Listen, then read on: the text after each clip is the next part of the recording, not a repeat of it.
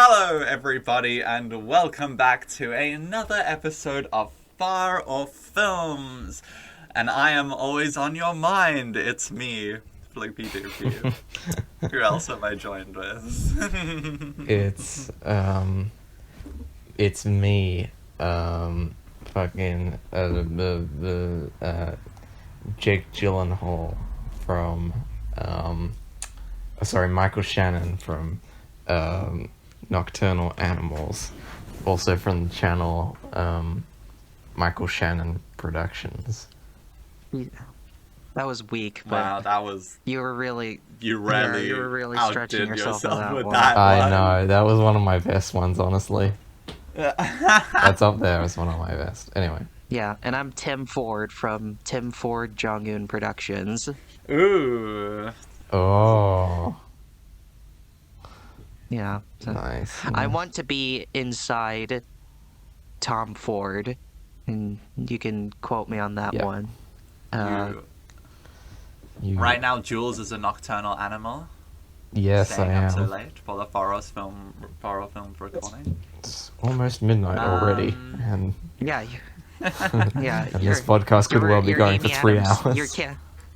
You're I'm Amy Adams, but instead Yeah. of just being consumed by this screenplay, I'm talking about the Oscar nominations. That's our first thing we're talking about. Wow. Okay, Yeah, we're yeah. just jumping right into it then, I guess. Yeah. So I forgot to get questions, so we're simply just going to use this opportunity and time Lazy. to talk about the Oscars, but we won't make it too I guess like, what are your guys' thoughts? I guess is just the simplest thing. I don't think we need to go through every category or whatever. Yeah, we don't need to, because we'd be here for a fucking hour if we did. Perhaps one of the least cringe years, honestly. Like, it's One of not the best years, yeah. Yeah. Yeah, I actually kind of agree. It is one of the least cringe Oscar nomination years, which I thought was kind of impressive coming from last year, because last year also had some decent nominations as well, but this one was like, oh wow, they actually picked like movies and not like bullshit. There was I was really disappointed that some things were not nominated more. Like, I was genuinely shocked that the lead actress from Past Lives, what's her name? Greta Lee. That was it. Yeah, I was shocked. Greta Lee wasn't nominated for Best Actress. I was like, so wait a second, hold on a second. So you nominated Annette Bening's for this random ass Netflix movie that I've never heard of until I saw the Oscar nominations, but you couldn't be bothered to give a shit to nominate one of the best performances. Almost like Netflix sponsors the Oscars. At this point, yeah, because I was like, you couldn't be bothered to give one of the best performances of last year a nominations. Like, you fucking bastards. Like, okay, The movie whatever. that's So, literally in Best Picture. Yeah, exactly. Yeah. I'm like, what the fuck? Yeah. And yeah, so I was kind of pissed by that. Personally, I think Natalie Portman deserved to be there more for May December. Yeah. All the actors from May December deserve Yeah, to be yeah, more than for like real. half the They all got actors snubbed. nominated here for. And I didn't Charles even love May Melton. December. Oh yeah, that's the I'm biggest. still one. having Charles a- Melton. I'm still having a Charles meltdown over that, dude. God damn, like... Yeah, I would have preferred if How Do You Live also got a Best Score nomination, because I think Joe Hisaishi scores like one of the best scores of last year. But Yeah, again, whatever. I think the most baffling nomination was that Indiana Jones score one. Yeah, what Well, the it's just fuck? Yeah, it's John, that John was- Williams. I know, but like how many times can they give it to John Williams just for being John Williams? Like, Well, also they've stretched because- it out too much. because this was meant to be his last score. Remember, he said it's gonna be my last score, but now he's gone back on that. So I guess maybe that's why they gave him a nomination. They're like, this is your last one. Wow, he like gaslit them. Yeah, he gaslit them into giving him a nomination. Yeah. And that was not even a score. That was literally just like taking the old Indiana Jones scores and then like slightly remixing it. It's not like he made an entirely new score. Yeah. Yeah, but like Jesus, like I mean, not even like for Spider-Verse, like that's that. I Yeah, mean, yeah. okay, I mean, I know like the Academy doesn't give a shit about animation, but like this is just blatantly pathetic. Like, what the hell? Like, oh my God, like. I mean, you saw the movies. That's why these movies got nominated for Best Animated Feature. But did you not listen to them as well? Like, do you not have ears? Like, I mean, yeah, like whatever. Gwen's theme from that Spider-Verse film like still pops into my head like every second day. Yeah. Like the like it is awesome. Yeah. Like, Or the yeah. Spider-Man 2099 theme. Yeah, that goes hard as fuck. Yeah, I thought that was and also the spider punk like music when when he Oh, like yeah. jumps in and then they have the fucking hard rock guitar or whatever. That was cool. Yeah, see, like it was such a cool ass score and it wasn't nominated. Like Jesus. Yeah. Whatever. But Best Picture nomination wise, it's all about what I expected. Some some I think were deserved. Some I still haven't seen. The only one I don't think deserves Maestro. a nomination or any nominations for that matter is Maestro. I actually saw the film finally like a couple weeks ago, and I was so insanely bored that like I can't remember like a single thing about the movie. I genuinely forgot like most of the movie Who let already. Snoopy Like, in and the I don't know vestibule? this got nominated because it's like it got nominated because Bradley Cooper wanted his ego stroked. Like that's it. Like I there's mean, no yeah. other reason. Like he really If wanted to win an Oscar. Imagine if it won't happen. I mean, I shouldn't say that, but like, imagine if he actually won Best Actor. I would go on a Joker arc. I'd literally do the Lydia Tarr thing. I'd like chuck him off the stage. I'd be like, no. My face will exactly be like Homelander in that one GIF, the hymns. Yeah. Yeah. But yeah, actor-wise, I mean, it's not going to Bradley Cooper. It's going to be Don't say between that. Don't say that. either Then it Cillian won't Murphy happen. or Paul Giamatti. Well, it's going to be between those two. Like, there's no way. Like, Never I say don't know. never.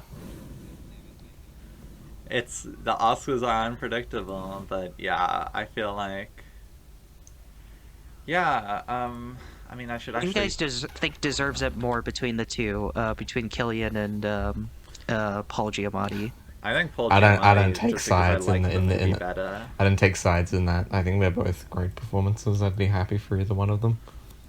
Yeah.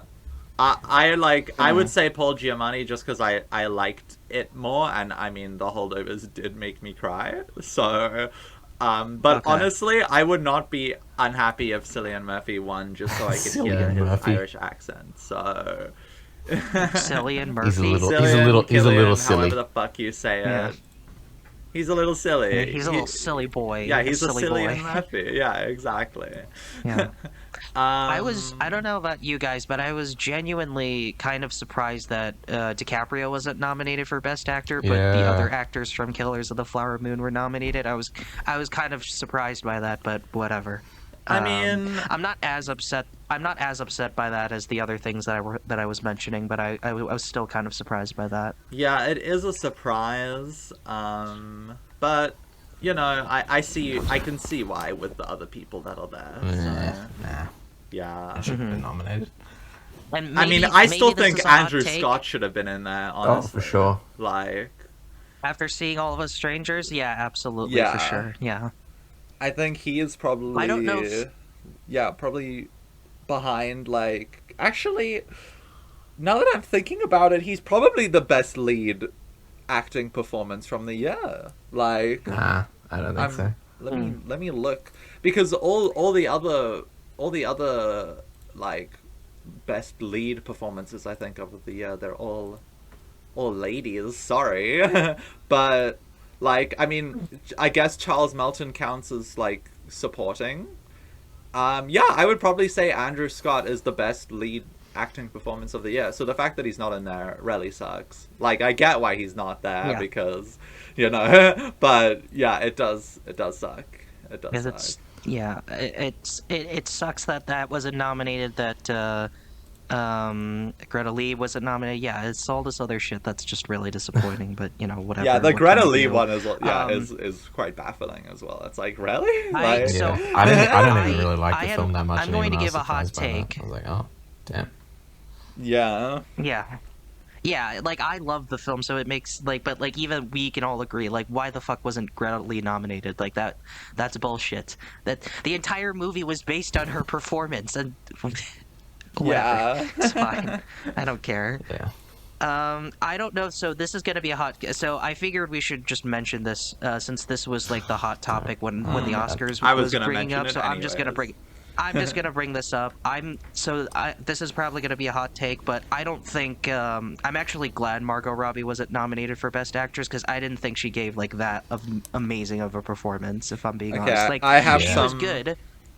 I have some She was thoughts good. I'm not on gonna this deny whole that. discourse. So yeah. Yeah, she was good. Yeah, well, okay. In terms of the whole discourse of Barbie, so here's my 2 cents on this. On the one hand, I completely understand. Like, I completely understand that Barbie was this huge phenomenon that everyone loved, and yes, it sucked that both Margot Robbie and Greta Gerwig were slighted by this because they're arguably the reason why the movie is what it is and why it became the phenomenon that it is.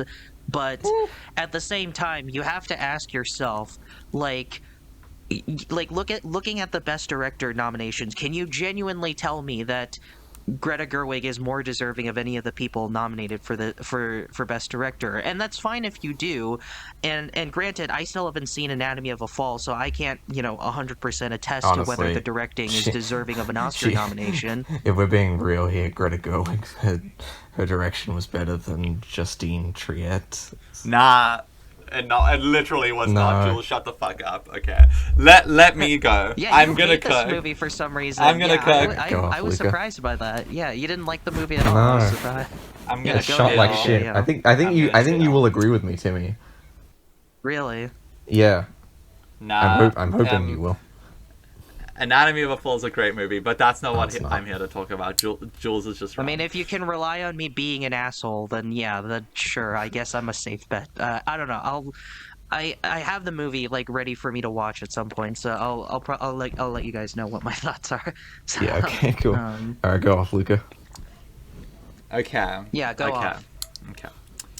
So I will okay, guys. I'm gonna ask for no interrupting here. Okay. I have thoughts. Okay. I'll zip my voice for a couple minutes. I'm gonna so go yeah, off. ahead. I'm gonna go off. Okay. Number 1, people are mad about America Ferrera being nominated over like Margot Robbie, and people are also upset that Ryan Gosling is nominated for Ken over Margot Robbie, which like points of that I do agree with. I think it is weird not to nominate the main person in Barbie over like the one monologue that America Ferrera gave, and over Ken. But I think Ryan Gosling being there is still respectable. I think he kind of does steal the show in that movie. So I agree that he should be nominated and he should be there. I do not think America Ferrera should be there. Sorry. But also, I don't think people should be insanely mad that Margot Robbie isn't there either. Like, I get it that, like, based on the situation why people are mad. Like I would much rather have Margot Robbie over America Ferrera. Like, it's strange that happened, because Margot Robbie is the heart of that film. But I don't think it's, like, the most outrageous thing, personally. And people are, like, mad, like, oh, they're not getting credited. But they are. Like, Margot Robbie and Barbie, the film that she produced and helped made, was nominated for Best Picture. and it was nominated for a shit ton of other awards. So people gotta chill the fuck down, okay? It was nominated everywhere. And Greta Gerwig was also nominated for her screenplay. And yeah, so there's that. Greta Gerwig literally made history this year as being the only woman director who has had 3 consecutive films nominated for Best Picture. She literally made history, and people are still mad that, like, she hasn't been getting enough recognition. She's been slaying, guys. She's been doing fine, okay? You guys can chill. And I personally do agree that Justine Triet deserves to be in that Best Directing lineup. And I don't like that people are like, oh, Greta's not in there. And they're kind of sidelighting the fact that, you know, there was a high chance that no woman was going to be in that category in general, you know? Like Alexander Payne was a big contender for director. And the fact that a random lady from France, from a French movie that France did not even submit, the fact that that movie has managed to get that much love and managed to slip in there, I think is more special than if Greta Gerwig was just nominated. That's my thoughts as the girly from the group. You guys can speak again. Yeah. I mean, yeah, you basically I would summed also up like all my to thoughts, point out- like, perfectly. Yeah. Oh, yeah. No, you go. Finish your thought. No, I was, I don't have much to add to that, because that basically was everything I wanted to say. Yeah, you summed up everything. I don't know why the fuck America Ferrera got an Oscar. Like, she gave a speech about how hard it is on. I mean, being a woman, that and should have been that equals an Julianne Oscar Moore. It's a nomination. dog shit. That should have been monologue. Julianne Moore. Yeah, like, I don't, what? Okay, alright, like, I guess that's, yeah, but, like, I 100% agree. Like, to say that, like, oh, why didn't Margot Robbie or Greta Gerwig get their respective Best Actress and Best Director nominations, like, that's, like, discrediting all the other nominations that it got, because, like you said, it got nominated for Screenplay. A movie about a fucking doll got nominated for Best Picture. Like, that Yeah. alone is, like, worthy of achievement. That alone a is worthy toy of commercial recognition. got nominated. And, like, Yeah, like, yeah, guys, a toy chill. commercial got nominated over, like, other movies that I would have liked to have seen got nominated for Best Picture. Like, that's impressive. And you also have to think, like, in the end, like, the Oscars are not as important as we think they are. Like, yes, they have value in the sense that it helps people get more work and get more recognition and blah blah blah, all this other stuff. But, like, even if Barbie comes away with nothing, it still won. Like, taking aside all its nominations, it earned like $1 billion or $2 billion, whatever. It broke box office records when it came out. $1 billion. It was this huge phenomenon. They're gonna it's be the highest fine. grossing Exactly, movie yeah, of it the became- year. Yeah. Yeah, it was this huge, like, it was more successful than, like, all the superhero bullshit that came out last year. Exactly. Like, it was a huge phenomenon.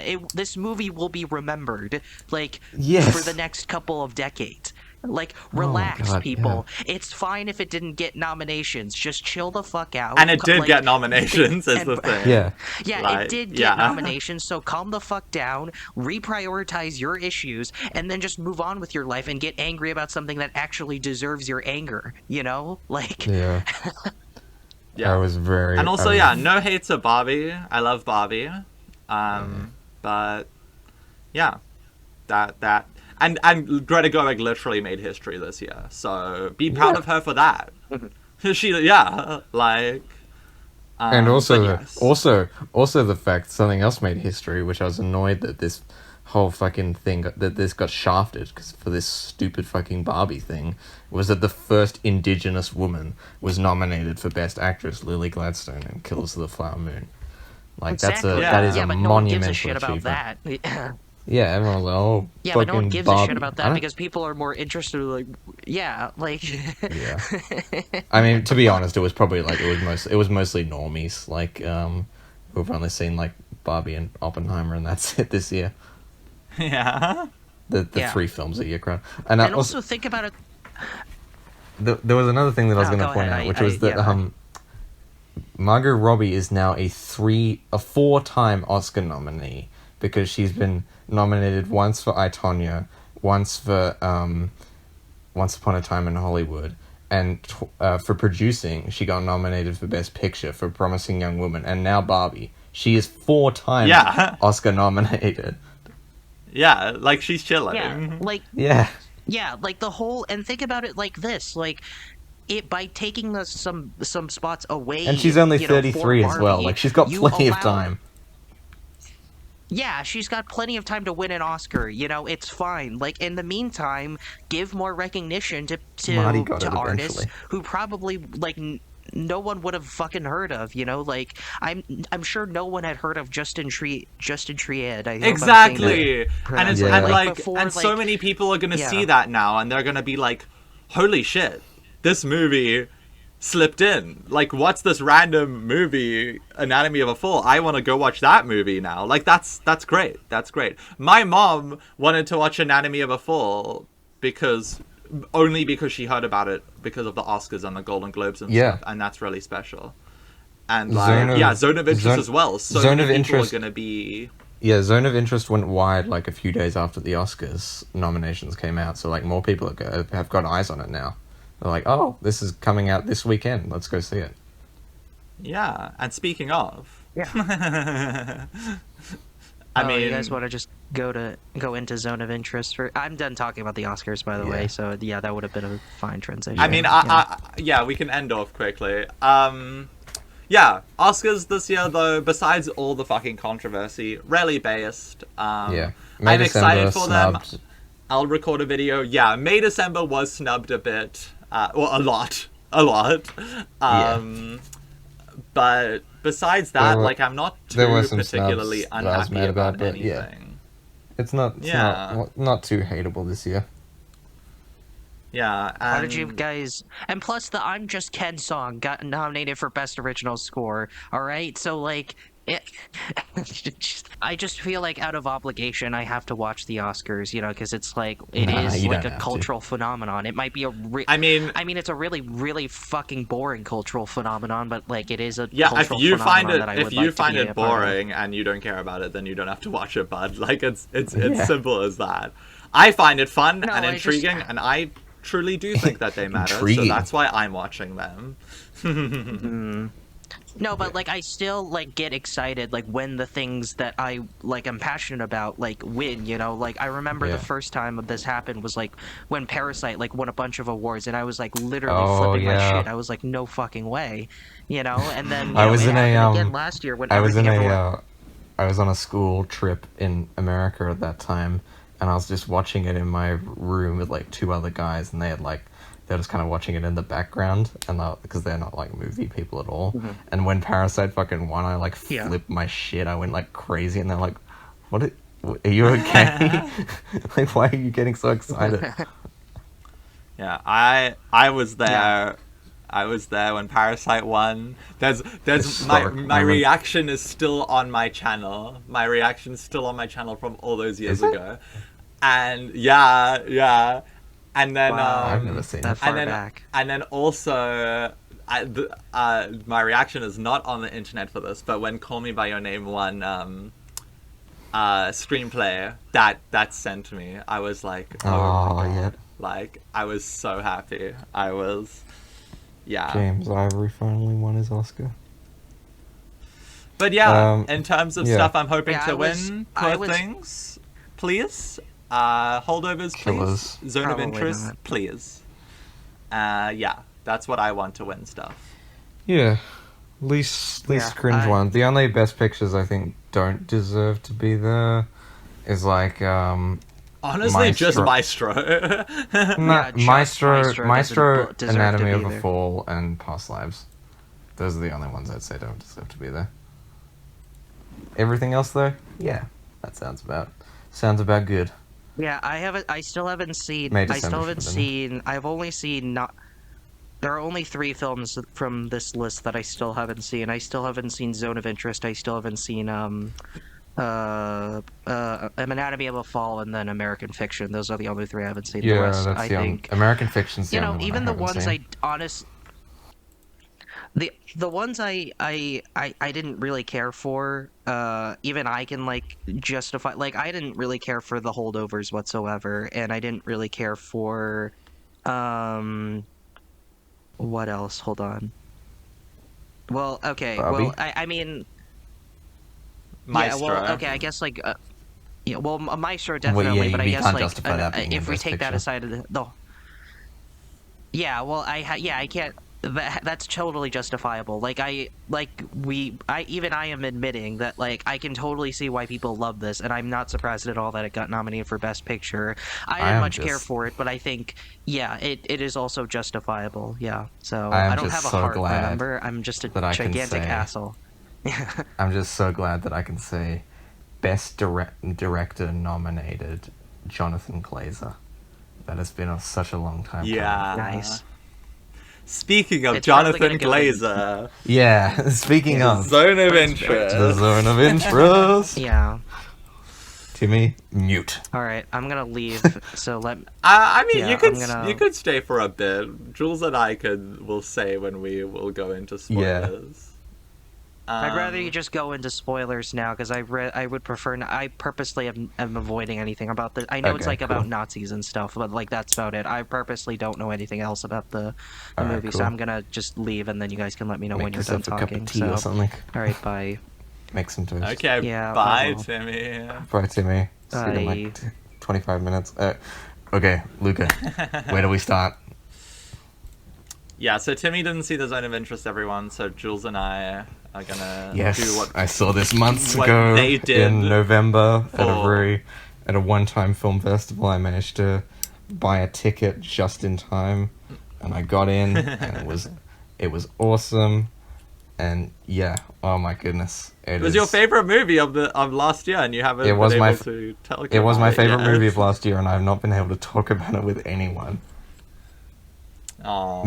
Made also by one of my favorite directors of all time, who made one of my favorite films of all time. Previously was in my top 4. So yeah. Anyways, yeah, I got to see the film the other day. Yesterday? Was it yesterday? Was it yesterday or the On day Friday. before? It's Sunday today. It's Sunday today. I saw it on Friday. What a great way to end your And- week. And yeah, it was great. I really did enjoy it. Well, I guess enjoy is not the right word to use for this film. It's more Yeah, like I can't say I I really enjoyed this film. appreciated. Yeah, I really appreciated loved the film, this though. film and what it was going for. I mean, I'm sure you want to just absolutely go for it, Jules. So if you want to just Yeah. go for it, then go for it. I do have my thoughts on the film as Yeah, well. just bring up my But- notes on the film. Yeah. I mean, yeah, it's... Where do we even begin? It's just like... Oh my god. I mean, I can begin. Yeah, actually, you begin. I feel and like then I'll... the main thing that I got out of this film was just like the main theme, I guess, or the main thing that it's trying to say. I mean, it's obviously trying to be like this depiction of evil and Nazi Germany, but I think like the main overarching thing about it is separation. I think it is definitely a film that is trying to highlight separation, I guess, as like people, within gender, within class, within race, within whatever. It's just a film about how people are so segregated and separated from one another. I mean, in many shots, like the film proves this. The camera, there's never any close-ups in the film. You never really get up and close and personal. You feel so distant from the characters within this film. The camera's and always at there's- eye level as well, when it's like remotely Yeah. kind of near. And yeah, there's like shots like the main couple in the film doesn't even share a bed. Like even they are like separated as a couple. The father has to go off on like a a job, and then they're separated again. There's this scene where the one brother like locks his other brother in like the greenhouse, and there's separation there. There's separation everywhere in this film, and and obviously the main sort of separation is between this luxurious, well, not really luxurious, but like this high class house right outside the biggest more like a working wasteland class of house. all. Yeah, I mean, like this house right outside Auschwitz. I mean, one of the biggest separations of all time is Germany and is Germans and Jews. You know, like yeah, and there's a lot to say about like gender in this film as well. Like how like in the beginning of the film, one of the first shots is the river. And there's like, you see like the boys going down to go swim, and then you see the girls like going to like work in the fields or something. And even within that first shot alone, there is such a distinct separation that this film is trying to touch on. And yeah, I think that was the main thing that I got out of this film, besides like the obvious critique of why we kind of still exploit and make Holocaust films in itself, you know. And it is in a way like it is the most genuine and interesting and also least exploitative film about like Nazi Germany that there is. And they do that somehow by putting you in the perspective or of the bad guys, of the Nazis. And yeah, really interesting stuff. Yeah.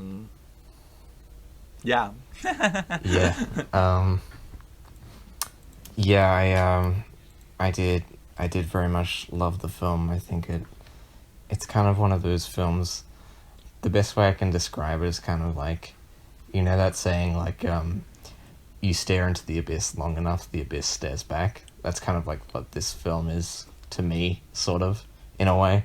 Yeah. And it's like, it is such an innovative film. It's almost like there is no other film like this. It is like just pure, like the way he shot it, by just like leaving cameras all over the place. There was no crew. They were just all outside, like out the back of the set in a van, like separated from everyone, and just kind of let them do their thing.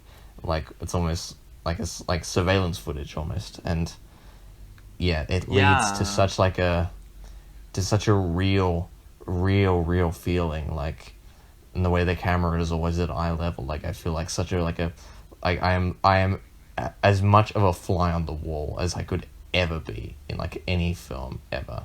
And I think this is also one of the most important films to come out, like maybe ever, like, because this is not a subject, like everyone knows what Auschwitz and the Holocaust is, like, but you don't think about like, oh yeah, what the people themselves that committed the worst atrocities like ever, like what they did like after. You never think about like, oh, maybe he just, like what their daily lives were like. Yeah, you know. Yeah, the idea of like, oh, he just went home, like that's like an inconceivable thought. Like it's kind one of like of the most like the whole movie is kind of like that last scene in Salo where like you just see, but even then you don't. In this film, you don't see the atrocities, like, but where you just see like the young guards like watching the atrocities through like binoculars, and then one of them goes home, and then they just talk to each other about like casual things, like their girlfriend and stuff. Yeah, like, it's just there is such a like a disconnect between like normalization of, and like you're just like, and you just like there was one moment like in the beginning of the film where like, I think they're having like a party in the garden, and then you can just see like a train like going past, because you can see like the steam coming out of it, and your mind just like goes like, oh my fucking god, like what on earth, like the worst things you can think of are happening, but just behind that wall. And exactly. Yeah, the sound design one in of this the film most is like screwed incredible. up Like you can moments. in this film. At first you kind of really hear like you have like a hyper awareness of like the gunshots and like the occasional like just yell or scream or something, but then it kind of just like you just sort of get used to it and it becomes like background like white noise almost as the film goes on. And it's like, yeah. Oh my god.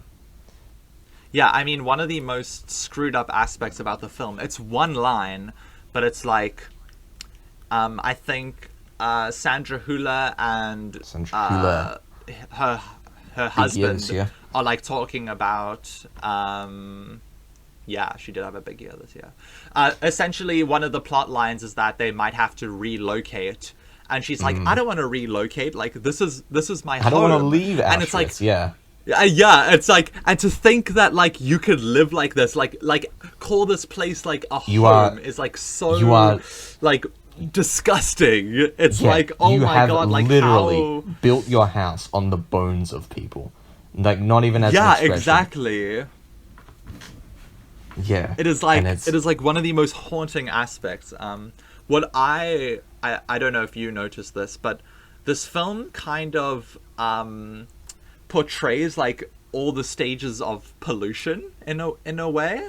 Like you kind of you see light pollution, you see like sound pollution and air pollution, like through like the train smoke and like the smoke from the camp and stuff, and you see natural pollution as well, like the river like gets obviously like the river like ashes are dumped into the river, like and it shows like even though that these people might live in a nice area, it still shows how they are completely destroying everything around them. Like that is just how despicable they are. Like everything they touch turns to dust and like is destroyed. Like they are killing people. They're like even their plants, they're like, oh, you know, these plants will survive forever, and then it cuts and the winter like has completely destroyed them. Or she says something about like,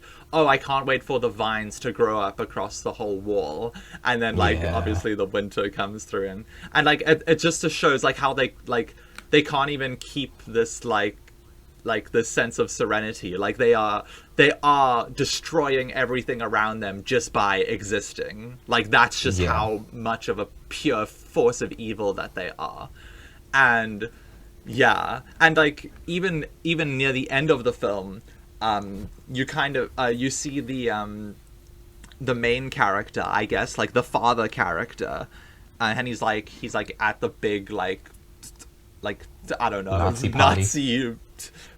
party, something like that, and he's like walking away, and he starts like to throw up, and like there's no real reason in the film for why he does this, but like it's kind of like it's kind of like his body's reaction to the things that he's done, you know, like he himself in the film might not see a reason for why he's throwing up, but his body is having such a physically repulsive reaction to the things that he's done because him vomiting is intercut with this like switch to this modern showcase of like a Holocaust museum.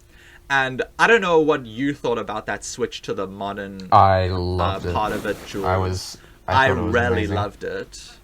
It was such a unique way at like what do you think that was trying to say? Because I personally think that it's kind of a critique, honestly. It's kind of like, why are we still holding on to these memories? You know, like why do we still choose to showcase it?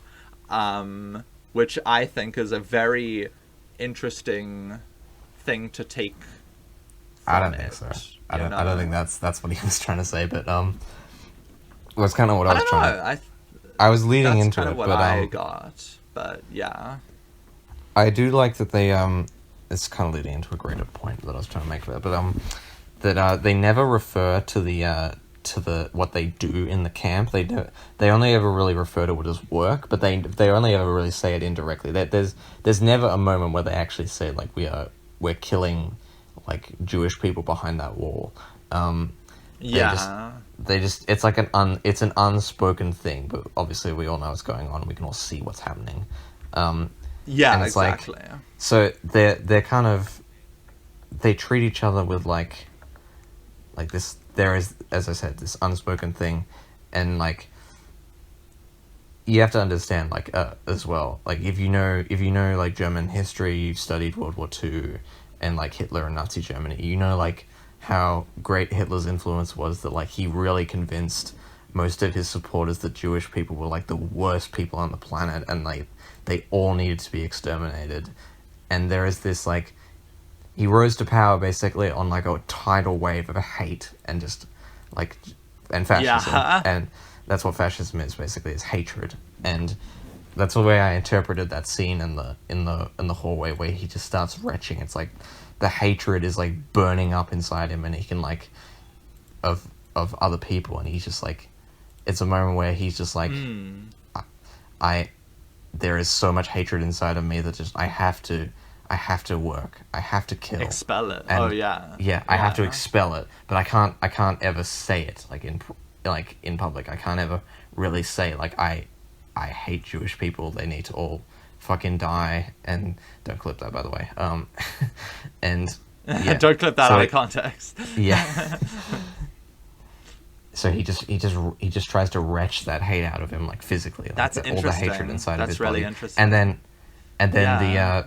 the scene where it switches to the real world, because like that's another thing in the way that this film is constructed, like is like it's into a greater. The only film that I've ever seen like that does this well is the have you seen the film Downfall? The one with the I have not. No. It's the one with the angry Hitler meme. You've probably seen that meme like really long time ago of him like ranting, and people put like custom subtitles on it.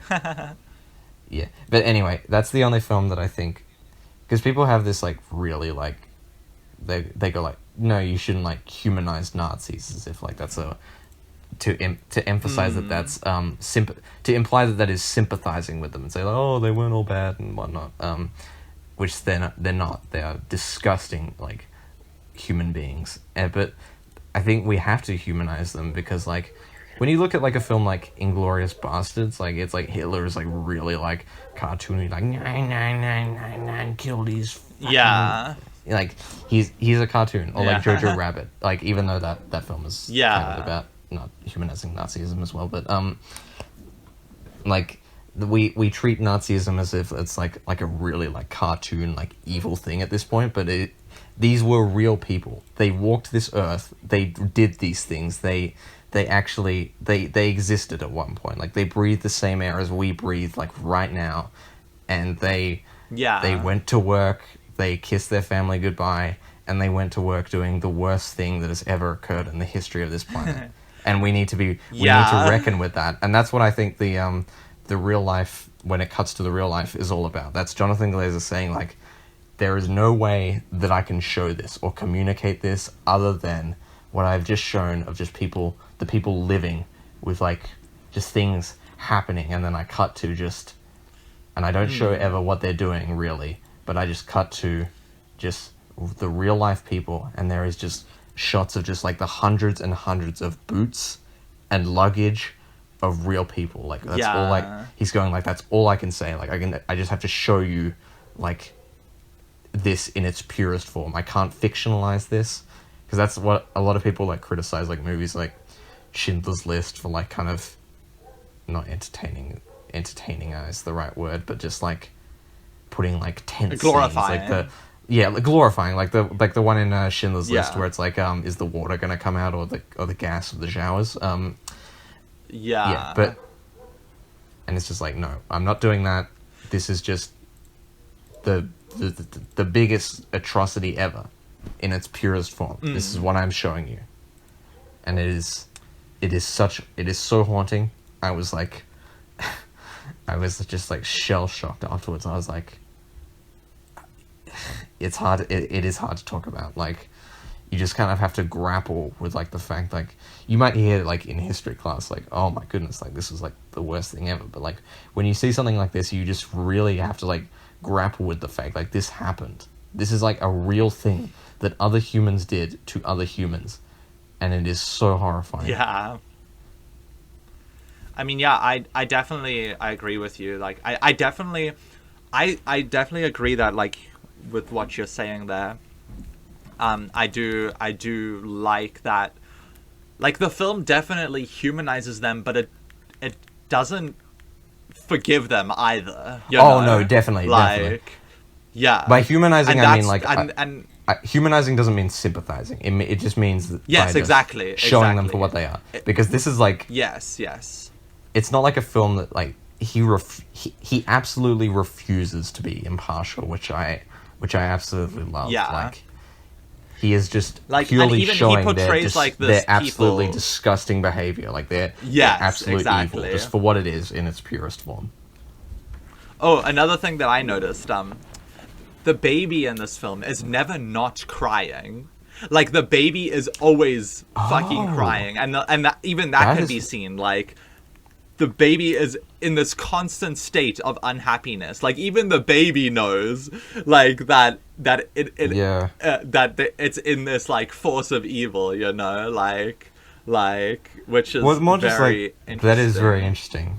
I did not notice that. Yeah, that's more just like maybe an indication of just like, yeah, they have like a good they have a good life, but like, is it like is it deep down? Are they really like happy? Like, they're going through all the motions of just like a regular family life. Like, the kid kisses like his first girlfriend like behind the back of the house, and like the father reads like bedtime stories. But it's like, in their hearts, like, when they're doing stuff like, I don't know, like when there's that bit there's that really like horrifying bit where the kid is just like looking at teeth, like human teeth. Yes, I was about to mention that, and it's just so casual. It's just like, oh yeah, it is so casual. Like, they just treat it as like a thing that exists. It's like what the actually hell, the more horrifying bit that was kind of like that for me was when there was, I forget what the context was, but because I saw this months ago, but it was they were hosing down the side of the house, like the gutters or something, and you could see like they were hosing away like actual human ashes.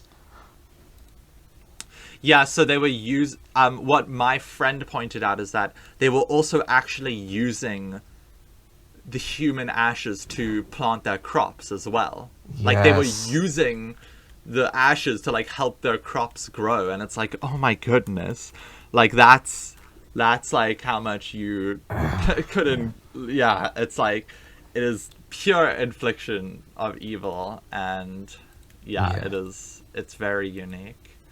That was a real thing the Nazis. That was the real thing the Nazis did as well. Where they, I believe the thing was like, we destroy our enemies, and like we use their bones to like plant this new kind of Aryan fascist world. I think that's what the idea was. Yeah. Yeah. God, it is just an amazing film. Amazing performances as well. Like, Sandra Hüller. Very amazing. What's the guy's name? Because I want to say his name because he's amazing in the film. Is it Christian Friedel? Christian Friedel. Absolutely amazing. That scene where they argue film. on the pier. Oh, those are great performances. Oh yes, amazing. Yeah. And I guess it is crazy. It is crazy how pretty like the scenes at like the river are. Like, they look absolutely like beautiful. Oh, like, thank you for saying that. Yeah. I think the film does look great, but also like the color palette is also quite washed. So I think that's like another way of kind of saying that like even though they live in this so-called, like, what did they call it? Did they call it paradise or something? Like, the film still doesn't fully allow them to embrace it. Because that's also there's just like because, there's lovely shots, but it's also like quite grayscale. So like I think I kind of see that as like the film is not fully allowing them to live like this luscious, beautiful life that that they perceive themselves to be living in, you know. Well, there and was no. also, I don't think there was great any. There was no color. There was no color correction in the film. I don't think and he Well, used all then natural there lighting. we go. Yeah. Yeah, but that can also be like a. I mean, even that can still aid like the point that I'm saying. There's definitely. 3 moments where like just screens are used, like just colored screens, and it's a black screen at the very beginning of the film. Yeah. And then there's a white screen and at some point, and there's also a red screen at some point. And I think that's really interesting. Those are the colors of the Nazi flag. Yes, those are the colors of the Nazi flag. But wait, is there a white circle in it? There's no white circle. It's just a white screen. But I find that really interesting to kind of say like how these people are just living essentially this black and white life that's just sprinkled with like red and like fire and blood and all this rage and anger, you know, and I think it's... very great. Oh, what did you think of the because also there is a score in this movie, but it's only used like twice in the whole film. Yeah, I think he wanted not. Yeah, what did you think of that score? Because I thought the moments it was used was super effective. Yeah, Nick and Levi, they scored under the skin as well, and amazing. Yeah, I mean, we probably shouldn't hold Timmy out for too long. I definitely could say there more. Is so much to say. Yeah, but yeah, I think it's a great film. Yeah, and it's a necessary film, I think, especially in today's world. Yeah, I feel like no matter like what you come out with it and like whatever you end up rating it, I think like there is always an appreciation for it that you will have no matter what, like just based on how it showcases and expresses itself. And I think it's also like it's also like it's also extremely necessary as well. Not only because of the fact of the world we live in today, but it's also like that, and also just the idea of like no one in the film like sees themselves as evil. They think that, if anything, they think they're doing the right thing, and it's like the whole film, because people keep talking about like banality of evil with the film, and I do agree it is inherently about that as well. But it's also like how do we like define something as not define it, but how do we classify people as evil? Like, because not only are they real people, but when do we say someone is evil? Like, when do we recognize someone as evil? Like, it is just like, how do you people will be like, oh, I could never turn out like Sandra Hüller and Christian Friedel in this movie. I could never be that person. But it's like, I don't know. Could you? Like, could any of us? Like, how do we? Yeah, you could be evil. you listening right now, you could be evil. But just how do we know when we're evil? And how do we You are know conservative and a neo-Nazi. That's If you believe Hitler was right, then you are probably an evil person. If you watch this movie and you're like, thank God somebody sees me for just who I am, then you know you're evil, bud. If you're one of those letterboxd reviewers that said like Sandra Hüller in this movie was like, oh my god, slay queen, mother is mothering, or the fucking Jewish Auschwitz cunt, or whatever the fuck, like, you are evil. Alrighty. Yeah, anyway. Let's grab ratings, Timmy. Let's 10, wait, hang on, ratings. Oh, yes. 10 out of 10. Everyone should watch this film. I would say this is like mandatory viewing for some people, or just like to show to people.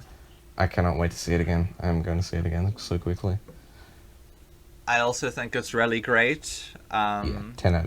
I don't think it quite captured, like, I don't think it quite hit it out of the park for me as one of my favorites, or like top 5 or anything, but it's easily in the top 10. I think it's a great film. I came out of it giving it, I think, an 8 or a 9, somewhere there. Fantastic film, and yeah, I mean, like I said, no matter what you rate it, like it is unique. Yeah. And it's its own thing, and It's not there's nothing else like it. and it's not a story, and it's not a story. It's real history. Yeah. Well, yeah. I guess yeah. So, Orion in the Dark. It's the latest DreamWorks joint. It's directed by Sean Sharmantz. I hope I'm saying that correctly. And yeah, the only reason I even bothered watching this was because I saw Charlie Kaufman's name was attached as the writer. And so I watched it for that reason, and then I eventually forced you guys to watch it for that reason as well. So apparently there's some like contentions in terms of like how like Charlie Kaufman-esque like the script actually is, because I mean, according to the director, they try to keep it as like 100% as possible, like as like so like they tried to maintain the original script as much as they could, but then other sources say that like they like the addition of like the night entities were like an addition made by DreamWorks, and that wasn't in the original Kaufman script. So who knows? I don't know. I don't know how Kaufman-y the script is. I don't know how I don't know whether I mean, Kaufman wasn't involved directly in the production, so I wouldn't really know how Kaufman-y it is. But in my opinion, I feel like there is enough here where I can still call this a Charlie Kaufman movie. I'm not saying this is like his best movie or anything. Like this isn't better than fucking like I'm thinking of ending things or like Eternal Sunshine or some shit. And that's not what I'm saying at all. But I think for a movie like this, and especially a movie for essentially this is essentially a Charlie Kaufman movie for kids, and in many ways it kind of accomplished that. Like it accomplished exactly what it set out to achieve. I liked the writing for the most part. I think the writing is like the best part about the film.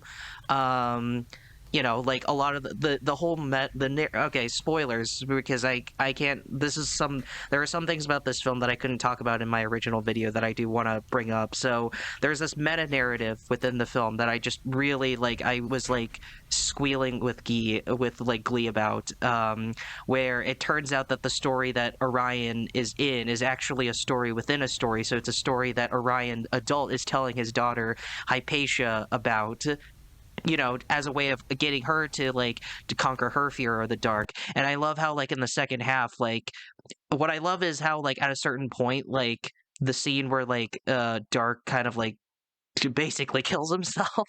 um he Hypatia isn't satisfied with the story, so she injects herself into the story. So she's not only so she herself becomes a character within the story of Orion's story, and then later on it becomes, oh, actually now it becomes a story that Hypatia is telling her son. So it's a story within a story within a story, and it's all this multi-layered meta narrative that I was just I couldn't help but smile when I was watching. I was like, this is total Kaufman shit. I was very, very happy and very content with what I was watching. And yeah, overall, just a really great looking animated film. I really like this new direction that DreamWorks is going with their animated films, being more experimental, being more creative with their animation, just because what I liked, especially in the beginning, the inflection between standard 3D CG rendered animation and then hand drawn 2D animation. There's because the main character Orion has a sketchbook where he draws out all his fears and stuff like that, and you see his fears conceptualized as sketch drawn 2D, and it almost kind of reminded me of the TMNT movie that came out last year. The sketch how the sketches came to life kind of reminded me of that, but you know, yeah, just very watercolor-esque, because I've looked at images of the children's book that this movie was adapted from, and I really liked how they kind of where they were able to replicate sort of the style of animation, the basically the watercolor-esque aesthetic that they were trying to go for throughout the film, especially towards any scenes that involve flying, and scenes where they where the scene where they directly deal with dreams, when the Orion's bully like comes to life as like a giant monster or whatever in that dream sequence. But yeah, it's a lot of fun. Children are gonna get mentally scarred, because it's a Charlie Kaufman movie, I don't but think not they too mentally will. scarring. No, I don't No, think probably they not. will. I'm like half joking when I say that, but like still, it's like a lot of like Kaufmanisms littered throughout where it was like a lot more than I was expecting in all honesty. Like the only thing that separates this from like Kaufman's other movies is that I'm not left horribly depressed at the end. I'm actually like, wow, that was kind of a happy ending. That was kind of a good ending for a Charlie Kaufman protagonist, So, yeah. but what'd you guys think? Um, yeah, it was alright. Yeah, I watched it today. And yeah, and I definitely see like the Kaufman isms. Like it definitely feels like one of his movies, but like obviously toned down. It's not like fucking depressing as shit like Synecdoche or Anomalisa or something. Yeah, this is not Yeah, like I'm but thinking I of ending things. This is like the complete opposite of that. Yeah. yeah, I can't say I was like ever really too into it though. Like I was like, okay, I like there's some stuff going on here, but like I'm not really like gripped into this. Yeah, Like I I'm felt the just kind of same. I'm just kind of existing on like a flat plateau with the film, and also I It's like a passive watch. It's just like, yeah, it kind of was a passive cool, watch, I guess. Like, yeah. and it's I don't know about you guys, but I don't vibe with the kind of the style of character designs in this film. Like I I think they didn't look like I that. think I that quite liked it, if I'm I being think they look honest. ugly as fuck. Like they do Yeah. not look good. Really, Like I the liked Slee. the eyes and the necks and the anime. Yeah, also that, but I was referring more to like the human character designs. Yeah. Yeah, no.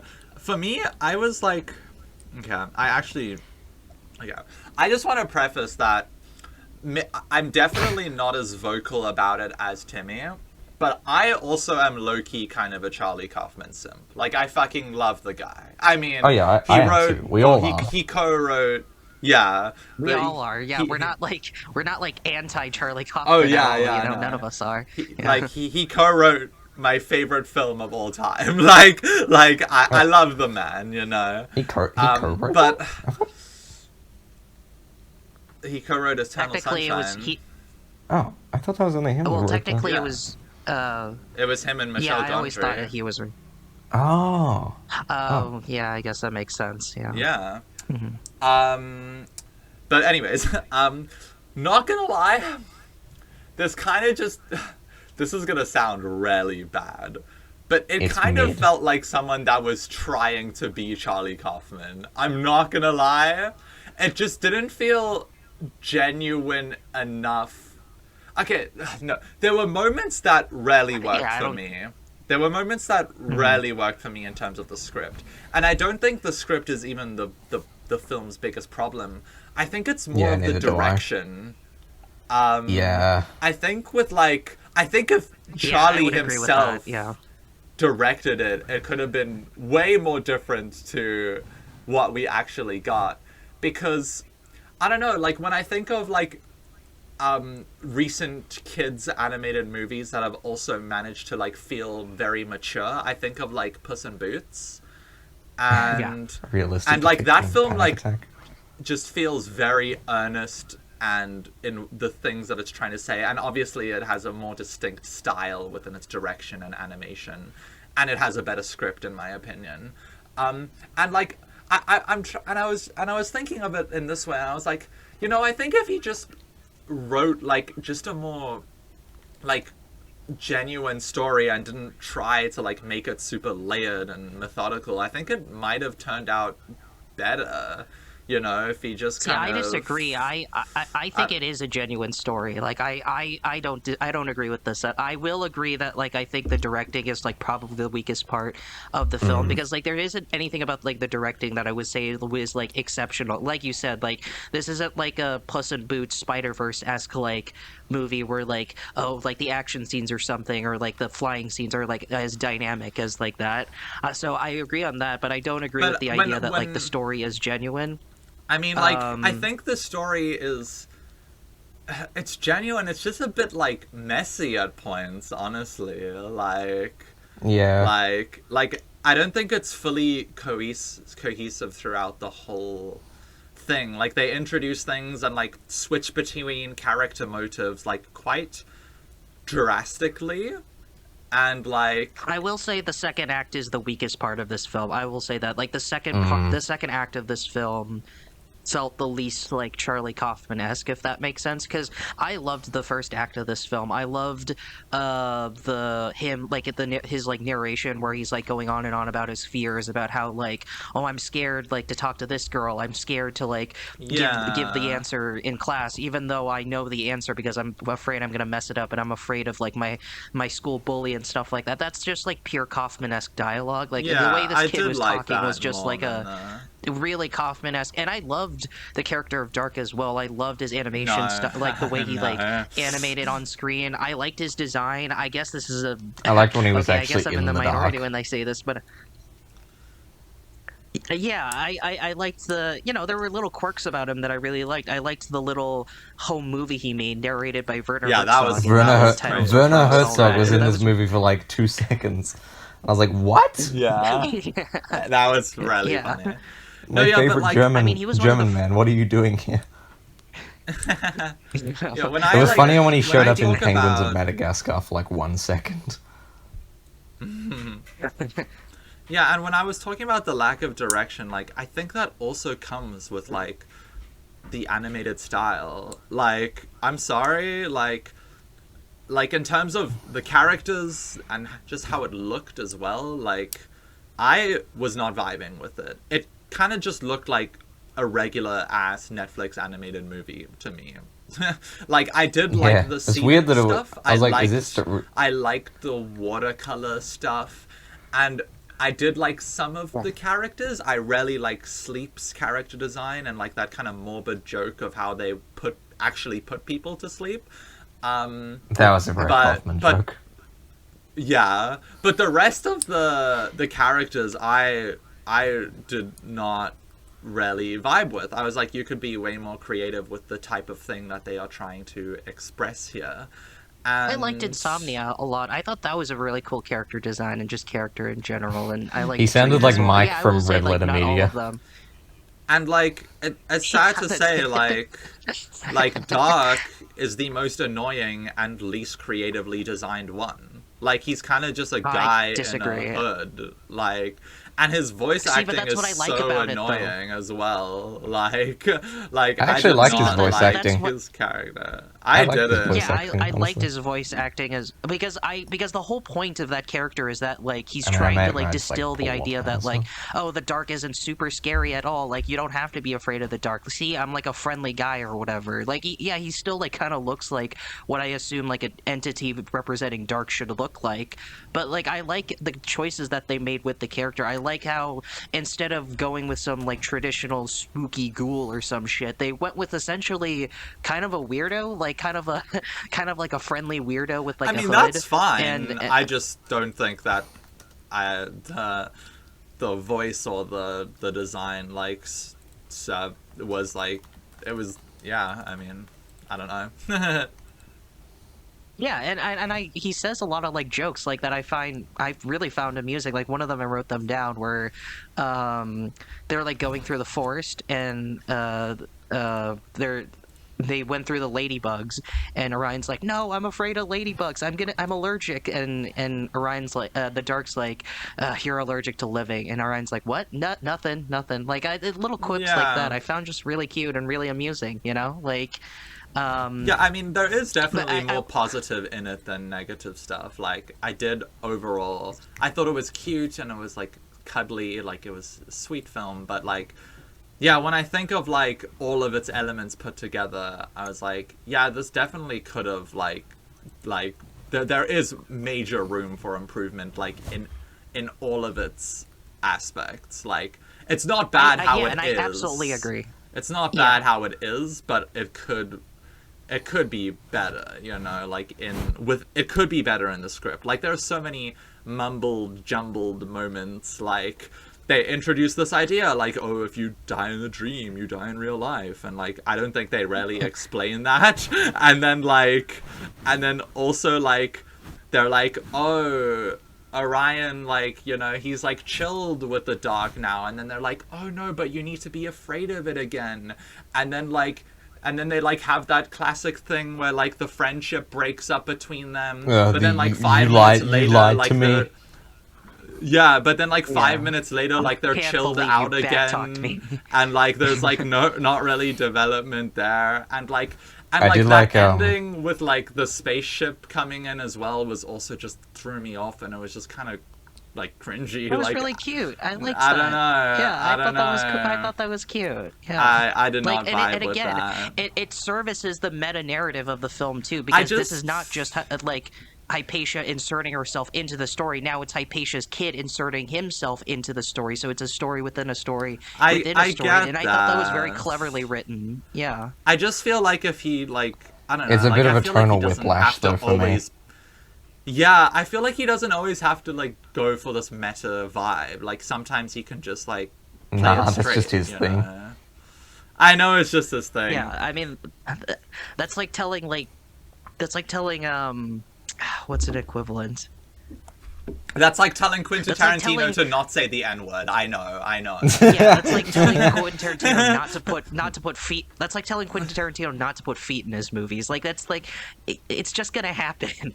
You know? I just like, think there's it was just no way around it. I Yeah. It's think like it was telling just Michelle handled in, Haneke like, a to way end the where film I on a didn't- happy note. Like, Yeah, it's like telling Gaspar Noé to like not make something super like disgusting and depressing. You know, it's just Yeah, gonna happen. yeah. Like It's like no telling way Gaspar around Noé it. to like Yeah. So- keep the camera steady. I think it's just Yeah. like they kept it going like too much, where like the concept of this meta Yeah, became it was just like stale, starting to annoy me a like- bit. Yeah, like I really liked it when it first cut out, and it was like between the father and the daughter, and then Like when it was Titanic. between like yeah, and then when it like cut out to the daughter, I was like, okay, maybe like I was like, like okay, but Titanic you was know in like Titanic. again, like I feel like I'm being overly mean. Like I did like this movie. Like it was a very passive experience, but yeah, I mean, in terms of like some of the like sick, great like dual animated kind of style kids movies we've got recently, this is not really one of my favorites. 6 out of 10. Yeah. Yeah, I not even a bad Okay, film, well- but it's just like whatever. Like cool, Charlie Kaufman wrote it. Next. Yeah. I do like. Actually, And like Timmy said, like I did like that there is like a suicide scene in the film, basically, yeah. when the character Yeah, just that has was, like like, that, like, took me depression aback. and I then he was just like, commits suicide. And then the light like Yeah, just that's didn't what even I give a was saying. fuck. I was I like- like that. I like that. Yeah. Yeah, the dark was just like, well, I'm And gonna. you know- it just becomes that like that scene where the janitor like kills himself through hypothermia, and like I'm thinking of Yeah. things. It was like the exact same shit. I was like, what the what? And, like, Charlie? I do- This is a Cinematic kids movie. parallels. Yeah. And I do like like some of the broader themes it has to offer. Like I like this idea of, you know, there has to be this balance between dark and light, you know, like there is balance in everything, and there's some synecdoche age shit as well in there. And like, you know, I did like that. Very much, yeah. But yeah, like you said, Timmy, like I'm always skeptical when Charlie writes something and that's like his sole credit to the film, and like because also like you haven't really seen interviews with him, like you don't actually know how much input he really had to it. Yeah. So Like obviously Because, this not has kind of everyone can happened be, like, with like Kung Fu Panda. Like everyone's like, oh my god, Charlie Kaufman actually did the script Well, okay, revisions to for be this fair, film, Kung Fu Panda. and it's like, Well, Yeah, he that's didn't a do bit Kung Fu different because Panda he too. He did script just did like revisions. script Yeah, like that's so- uncredited yeah. script rewrites. Like it's Yeah. kind of a completely different Yeah, beast. Like that's this like whole completely whole different writers from this. different. like he that's their actually entire wrote the career. script for this. No, I do know, but it's Yeah. like it kind of gets lost in like the Netflix like production angle where like how much actually stayed and how much actually didn't. Like I'm more inclined to believe something like Adaptation or Eternal Sunshine is more him, because I mean he's also got producer credits on those films, so he definitely has more he's of an heavily input. involved. And like And I think, you like, can Spike tell Jonze and you and can tell Michelle- with the script, like in those films, like he's definitely fully sending it, while like here, like he probably had to be like reserved with some stuff. But yeah, it's a good movie. And also, like, yeah, like Spike Jonze and Michelle Gondry are also the type of directors who, like, they know what works best about Kaufman's scripts, and so they meld it together with their strengths into something that, like, it is a Charlie Kaufman film, but also like is also their own films as well. Like John Malkovich is a Charlie Kaufman movie, but it's also a Spike Jonze movie at the same time. And like this one is more like I don't really know what the director's like style exactly or like presence is, like, because like the parts that I really loved about this movie, other than the animation, are just like the Kaufmanisms, the bits that I can like, oh yeah, that's a Charlie Kaufman moment. I can totally tell. He literally to ask his parents to a bedtime story. He literally asked his parents to read him David Foster Wallace as a bedtime story. Like, and there's a bit in the film where like he's ruminating about his like fears, and there's a book that's called depression versus existentialism for kids or something like that. Like this, it's like littered with like Kaufmanism. So like I'm not saying, yeah, like you said, like there are definitely moments where I was like, okay, like DreamWorks or Netflix or whoever the fuck like probably got their grubby hands over this and like changed it so to make it more babyish, I guess, to make it more for kids. And even then, like, I still liked those moments, you know, because, like, believe it or not, I actually have a heart. I can actually, like, I can actually feel emotions during some of We've those seen moments, that All of you Us know? Strangers rating, Timmy. Yeah. Your heart just has a bias whenever Kaufman is like mentioned. Yeah, you know? your heart grows like 3 times, Yeah, but, like, like the Grinch whenever Kaufman is involved. But I can even admit myself that like this is not a perfect movie. This is a very flawed film. But I still love a lot of aspects about this film. And I know you guys didn't care for it, but I actually really, really loved when Hypatia, the Orion's daughter, injected herself into the story and then essentially became a secondary like main character. And I love how like I love how like in the beginning she has a love for poetry, but she's too scared, she's too shy to like share it with her dad. But now that they're in this like pressing situation where there's no darkness, it's just light, and I guess that enhances global warming by 1,000. Yeah, I loved how like the poem like is as a way for like, I love how they use things like poetry or literature and all this other stuff to essentially as means of like driving the conflict instead of say like action scenes or, you know, whatever we consider action scenes in like animated films these days. And I love that. I the poem that she gives to Orion and the Night Entities is very Kaufman-esque. I love the pep talk she gives to Orion when they're getting sucked by like the black hole or whatever, like near the end of the film, to save Dark. I love how Hypatia tells him, it's scary. Yeah, it's scary to be scared, but like sometimes that's just a part of life. You know, you gotta like jump for the deep end, and you can't let fear take control of your life. You know, it almost kind of reminded me of like something like say Adaptation. You know, because Adaptation also kind of covered similar themes about like insecurities and fears about like failing and stuff like that. And I thought that was kind of a. It was still very Kaufman-esque, but it was in a way where, like, oh, kids could get this as well, you know? Like, if I showed, like, a 10-year-old this movie, you know, a lot of the Kaufmanisms will probably go over their head, but they will at least understand the driving emotions Idiots, and they should be watching feelings that Kaufman is going for. Adaptation in Synecdoche, New York at age 6. Yeah, they should be watching that shit instead. Yeah, not this baby shit. So... And I like Light's character as well. I like how he's not really a villain. He's just like I did like Light. he's just Yeah. like a bro. He's He's just just a like a dude. bro, you know. He's like, yeah, he's a dude. He's like he's a bro. He's like, yeah, I'm the greatest. I know. I'm awesome. But I love how like because there's no dark anymore and it's just light, everyone's just like dying of heat exhaustion and like there's no place to cool and like everything like traffic is shittier now and I wonder Light what is that's this an is the first allegory time where he's for. got his ego bruised. Yeah, I Mm. wonder. I really wonder. It's tip of my tongue. I It's can't like figure the it out. But I globe love is like warming up, and it's like It's like the destroying climate. things. It's like the climate is changing. It's almost like it's changing. Yeah, it's almost like it's changing in some way. I wonder what this is an allegory for. Yeah, and I love how yeah, like you said, I love how Light just doesn't give a shit. He's like, "Oh, you're gonna kill yourself? Okay, cool. I guess I'll help you out there, buddy." Like what? It's like Assisted Charlie, suicide. this is for kids. Yeah, like Assisted there is suicide. enough that I really liked about this film to give it a positive rating.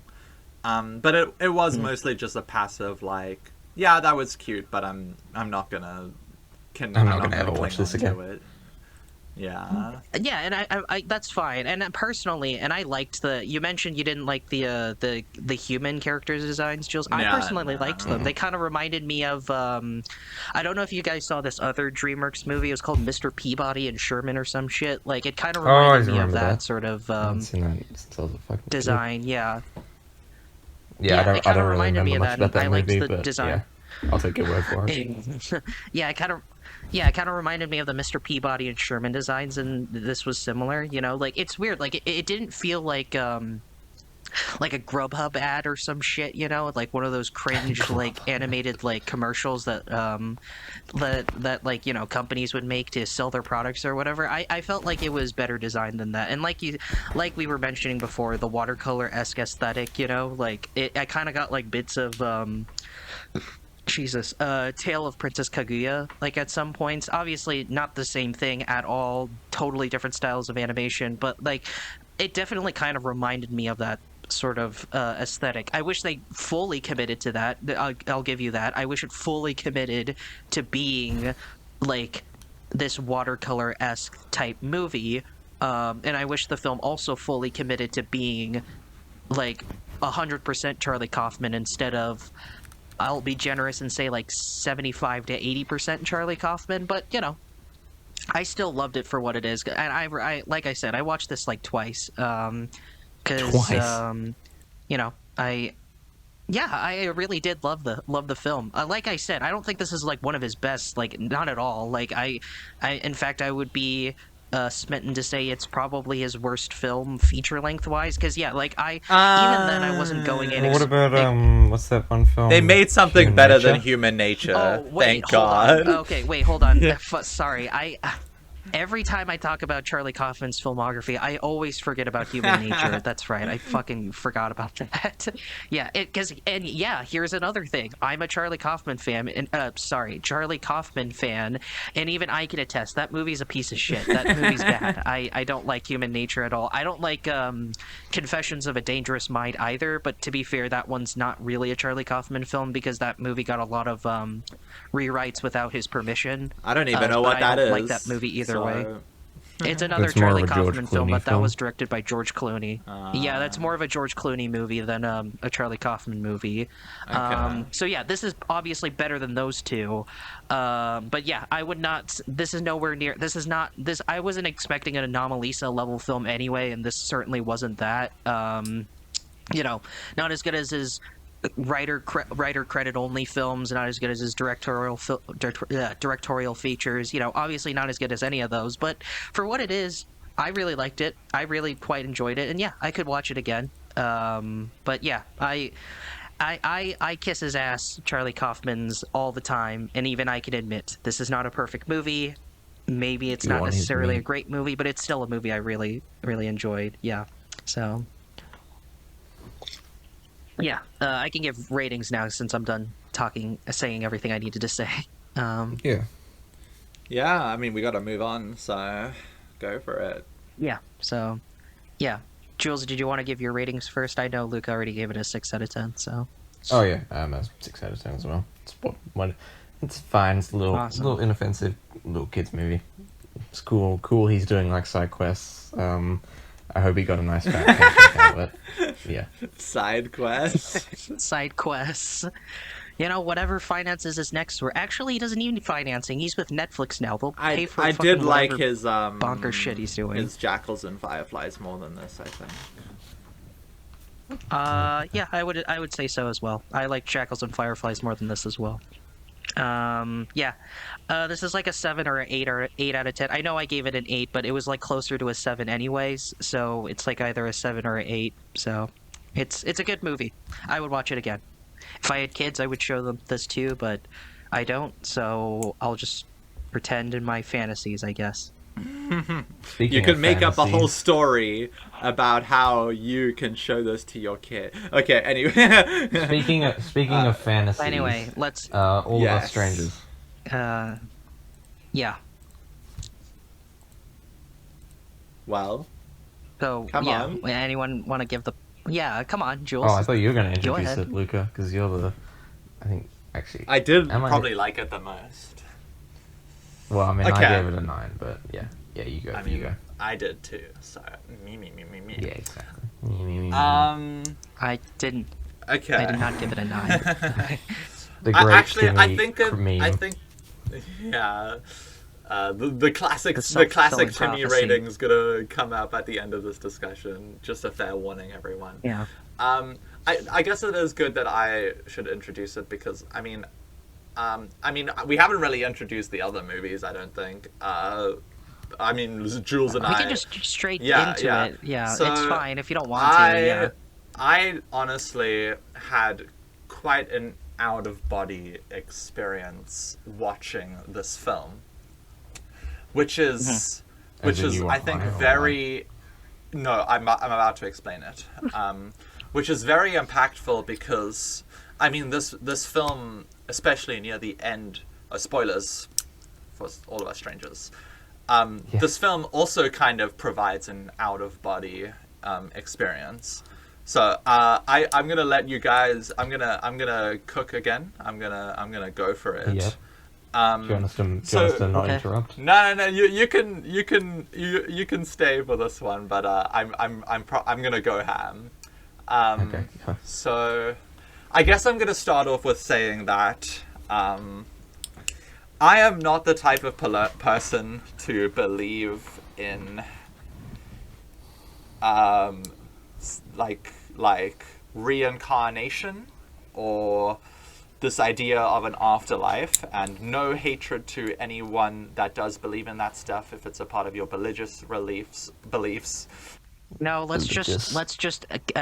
just alienate the entire religious population by saying it's bullshit and Yeah. stupid.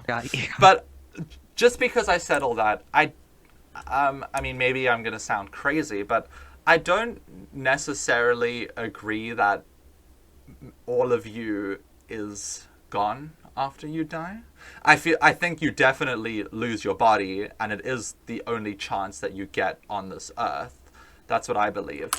But I do think that I don't know if I believe in like ghosts or spirits or whatever you want to call it, but I do believe that Sure, there is yeah. kind of like an out of body thing that exists or that stays after you die, whether that be a soul or something of the likes. I can't really put my brain to it, what exactly it is, but I guess I kind of believe it in a similar way that Enter the Void expresses it. Oh, that that's a there good is kind comparison. of something there, even though that you might not necessarily be in control of it. I feel like something kind of ghastly is left behind, but I don't know if I'm ready to call it ghosts or anything.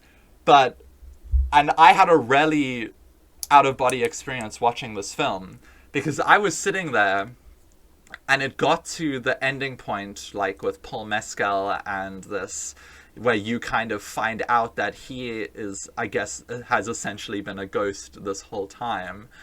And I look next to me Wait, was and that and is that wait the sorry the what's his name Paul Mescal. Paul Paul Mescal's Mescal. character was a ghost the whole time. Yes. I didn't know Yeah. that. Okay, I we'll thought that we'll was we'll get into so, that later. We'll But get to that. But okay. Yeah. So that's Who was next to you? That's news to me. I was like, what? but Yeah. like sitting in the cinema, my glasses were a bit slanted off my nose, up my nose, and like like I was in the back row, and I swear to God, no one was in this back row like for the whole time I was watching the cinema, and I look at the corner of my eye, and it literally looked like there was a figure sitting next to me.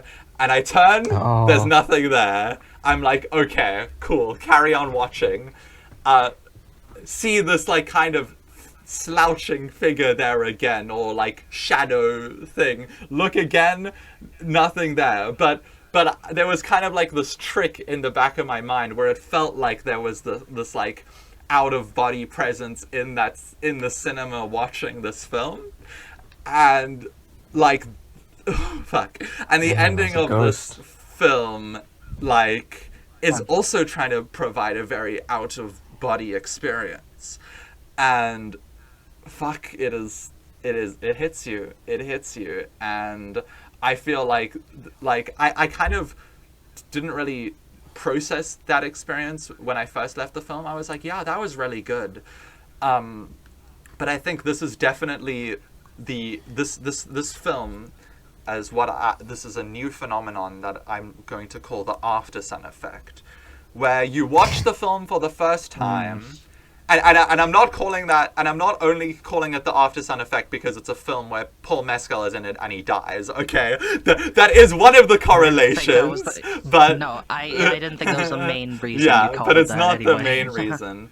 It's kind of like you watch it the first time and you're like, yeah, that was great, but it is the one that like sticks in your mind the most and kind of sinks in with you, and it's kind of like spiritual and in a weird way, and that is what I got out of watching this film, and it only processed for me a few days afterwards. But I cannot wait to see this movie again. It is firmly in my. It might not be my absolute favorite film of 2023, but it is firmly in my top 5. Because while I don't think it was Hey. absolutely perfect, I really did love this thing, and it is one of the most trippy and haunting ghost films I've ever seen. What did you guys think? I also did love it. It's a very, very kind of I'm going to use this word intentionally, ghostly kind of film. Yeah. Where you kind of I also saw this a few. Oh, pardon me. I also saw this a few months ago, and I have not seen it since. When it was actually the day before I saw Zone of Interest as well. But so I've kind of had a long time to like kind of sit and sync with the movie, like just really think about it, and like just it has just gotten like more kind of. How do I say this? Ethereal. It's kind of liquefied in Spiritual. my mind, if that makes sense. Like, I feel like as that makes sense, the months yeah. have gone on, like I've just been kind of thinking about it more and more, and been like, just thinking about it, it's like how much of that like was really real. Yeah. Because like it feels like a dream. The best way I can describe the film is like you are describing a dream you had to someone, like, but you only remember like sort of half the details, if that makes sense. Yeah. Especially after watching it. And it's like it's such a strange kind of world that the film inhabits, to the point where I'm very distrustful of the fact that anything in this movie was real. Because it's like Yeah. the London that he kind of like walks around in, like you never see anyone really. Like, Yeah. it feels like he's just the only other person you ever see All in is his like head. that. Yeah, the only Jules, person you ever kind of every see is other that person has a waitress blurred lady. face. Yeah, but you don't see her face. Like, Yeah. it's like in a Yeah. dream where it's like you're like walking through a city or something. I don't know, but and you can't. There's people walking by, but you can't really make out their faces because they're not important. Like, yeah, and I do love that kind of how kind of murky and like loose the reality of this film is, and just how how much it lends itself to its themes of like reflection, or maybe even if you view it this way, like looking upon what could have been. There was a I mean, like, I was talking with our good mutual friend Rowan a few days ago about this film, where he proposed that maybe that nothing that he experienced in the film was real, and that he died in the car crash as well, and that these were just like the visions of like the last moments of his life. Which I think wow, is a very interesting. which I think is a very interesting Mm. perspective to have. And yeah, I mean, Yeah, that is an interesting perspective. I do think Yeah. some of it was real. I guess. yeah, So, I don't sorry, trust any of Timmy. it to any extent. Yeah, I The whole I don't experience is want to. so I'm not gonna make mysterious. the. Uh, I'm not gonna Yeah, jump to that conclusion where like, oh, the whole thing was like a dream or some shit, or like it was like it was all like in his head or something. I'm not gonna jump to that far. I don't think that's entirely true, but I will attest to the fact that this is a film that's more fantastical in the sense that it's all Oh, definitely. conjured in his head than like grounded in reality. And those are honestly the things that I liked about the movie a lot. Because yeah. like I went in because I didn't know going in not knowing much about the film. Yeah, me neither. And then at a certain point I was like, and like halfway through the film I was like, is this just Gay the Sixth Sense, but like not as depressing? Like and in a way it I kind mean, of it is more that. depressing in my books. Well, I guess yeah, it is more depressing now that I think, but not in the sense. Well, I guess yeah, it is more depressing. What am I saying? Yeah, but it is. It is like Gay the Sixth Sense, but it's also more than that in the sense that like it's a film about him coming to terms. And I'm sorry, what's his name? Andrew Scott. Yeah, that's it. Andrew Yes, Scott's character is Adam. like, yeah, Adam, like coming to terms with his past and like. Because I really was heartbroken by that scene where he brings Paul Mescal's character to his old Yeah. house, and he's like banging against the windows and the doors. He's like, "Mom, Dad, where are you? Like, let me in. Like, where are they? I can't see them." And Paul Mescal's just like freaking the fuck out. He's like, "What the hell are you doing, man?" And What you doing, boy? and then it leads to that scene. Yeah, what you doing? Yeah, and then it leads to that scene where it was really heartbreaking. It was like his mom and dad is like, "Look, we love you and all, but you gotta let us go, man. Like you gotta, Yeah. you got like this is done. Like we can't keep doing this for you anymore. Because if we keep doing this, we can't. That's like another year of your life that we're preventing, where you could have been happy and you could have moved on with your life, but you're still instead stuck in the past with us, and." Yeah. We wouldn't want that for you, and I really love that. It was honestly kind of I think that was the most that was see the reason why I don't love this as much as you guys, and I still loved the movie though, is that those scenes with him and his parents kind of overpower anything else that happens in the film, because I'm not as invested in his relationship with Paul Mescal's character.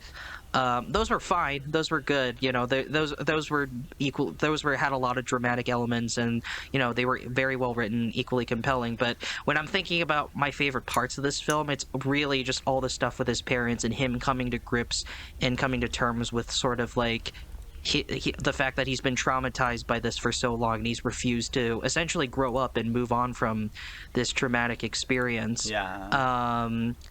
And I wish the movie was more about that. And I guess you could argue it is more about that, but it was that those were the bits of those were the elements that I really, really loved and took away from this film, and I was less interested in like the stuff with Andrew Scott and Paul Mescal. But that being said, though, I did love the ending. I thought the ending, Oh, it was weird. definitely. I thought it was like I thought it was kind of hokey at first, and I was like, oh my god, okay, now Paul Mescal's a ghost, like great, like Jesus.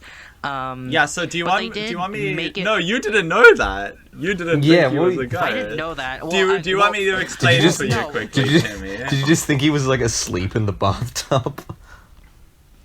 No. What? And then he just got what off? I thought was that no. What I thought was Paul Mescal was like alive for most of the movie, but then he just died, and his ghost came back that's who he's got. So I get that he became a ghost at that moment. I didn't realize he was a ghost for the entire movie. Well, yeah, that was what I didn't know that. I didn't know that. That at kind all. of transitions into something I want to say. So, I mean, sure, yeah, go ahead. I mean, yeah, like I definitely agree with Jules. Like the whole film is kind of like a dreamy, like kind of also heavenly atmosphere. Like you always see these beautiful shots of the sky, and let's be real, London would never look like that every single London's day. London's like one of the greyest, most polluted places in the world. Yeah. But I personally do believe that some of it was real, and I think that, and I think that kind of ties into like this idea of the title, like All of Us Strangers, and it's kind of Andrew Scott like playing with like the what ifs in his mind of experiences that could have happened. In a way, this was also kind of like the gay past lives of the year. Yeah, kind of. Yeah, it was also kind of like gay. I'm thinking of ending things. You know, where he fantasizes about how his parents would have responded to the fact that him coming out. And I loved those moments. I loved how like the mom and dad have like basically different reactions to Andrew Scott coming out. Like the mom is like, it's not that she like rejects him or anything. She's just like more shocked and surprised. It's like, oh, I didn't know you were gay. Like this ruins all my plans and blah blah blah, all this other stuff. And the dad is like more. He's upset not because the Andrew Scott's gay more, but it's because like he starts regretting like. Damn, like you were sad for these reasons. Yeah, you were bullied for these reasons. It's like I could have been there more for you. I could have been a better father for you, but I wasn't, and that's why he like starts breaking down, crying. I loved those performances, by the way. I thought Claire Foy and Jamie Bell were fucking awesome in the film. They gave really awesome performances. All the performances are really great. But yeah, as I was saying, Claire Foy really steals it though. Yeah. But I mean, and Paul Mescal as well is like fucking phenomenal. Oh, of course. Like, yeah. I mean, all the performances. But yeah. But as I was saying, so this guy is kind of playing with like the what ifs, within his life. Like you see this moment where Paul Mescal like comes to his door and he rejects him, and I think it's kind of implied at the end, like from that rejection, like. I mean, you see Paul Mescal lying in bed with the same clothes and the bottle of liquor, and that is kind of an implication how, like, he died after that. Wait, okay. He died after that rejection, and that's not to like blame Andrew Scott or anything. It's just like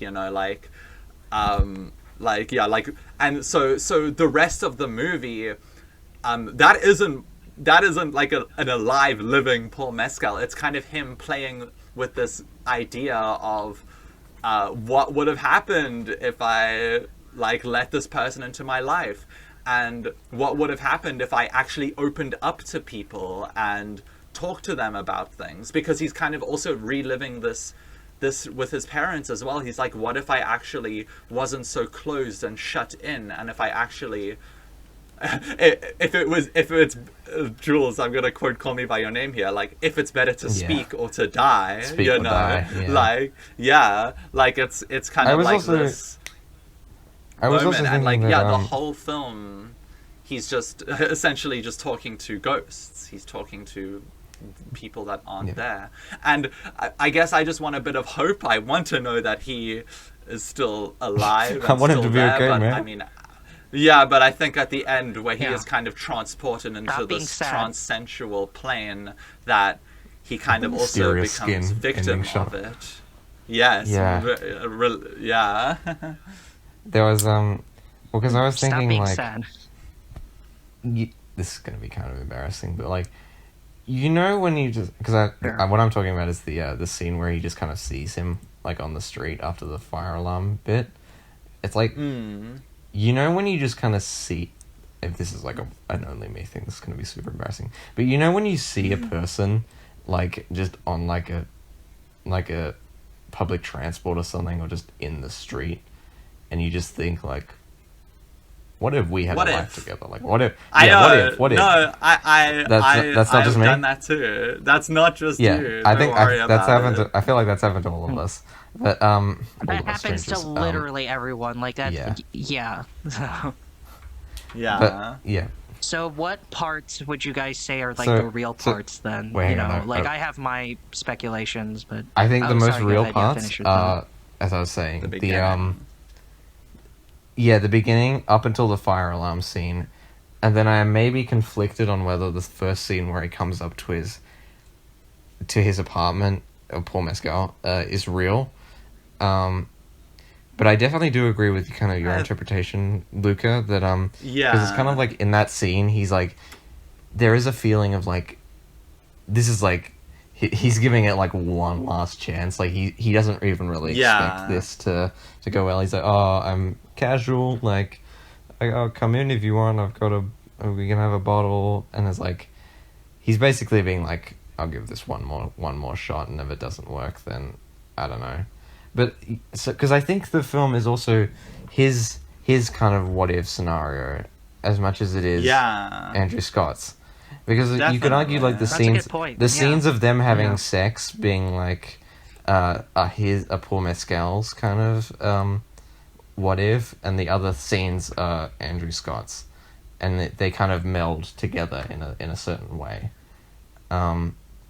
Because I think really at the end of the day, the film is not only about one lonely person, but two lonely people. I think they're both kind of. He talks about like, I'm kind of a lost. Yeah, I mean, lost Paul Mescal has person as plenty well. of moments where like he's also Yeah, kind where of he's- battling with like internal Yeah. stuff. Mhm. Yeah. It would have been cool if it was almost like a dual narrative type situation where we're not just following Andrew Scott's perspective, but Paul Mescal's Yeah. perspective as well. You know, not that that should have like made it into the movie. I just think that would have been an interesting. I think Interesting that would thing cut to out see, the but- stuff with the parents though, and I think that's so impactful Yeah. to Same. the film. Yeah, I agree. Yeah. I find it So really basically- interesting that like, oh sorry, are you still speaking, Jules? Well, I was just going to say, so in answer to your question, Timmy, I think the scenes leading up to the fire alarm and then the scene where he first comes up to his apartment are the real ones. Okay, gotcha. Yeah. Yeah, I thought I have that was kind of my my idea as well, because in all honesty, I think I honestly think him riding the trains could be real as well. Yeah, I think so. I mean, Because I think because But the here's the thing thing, with what the my train gut feeling scene- on this.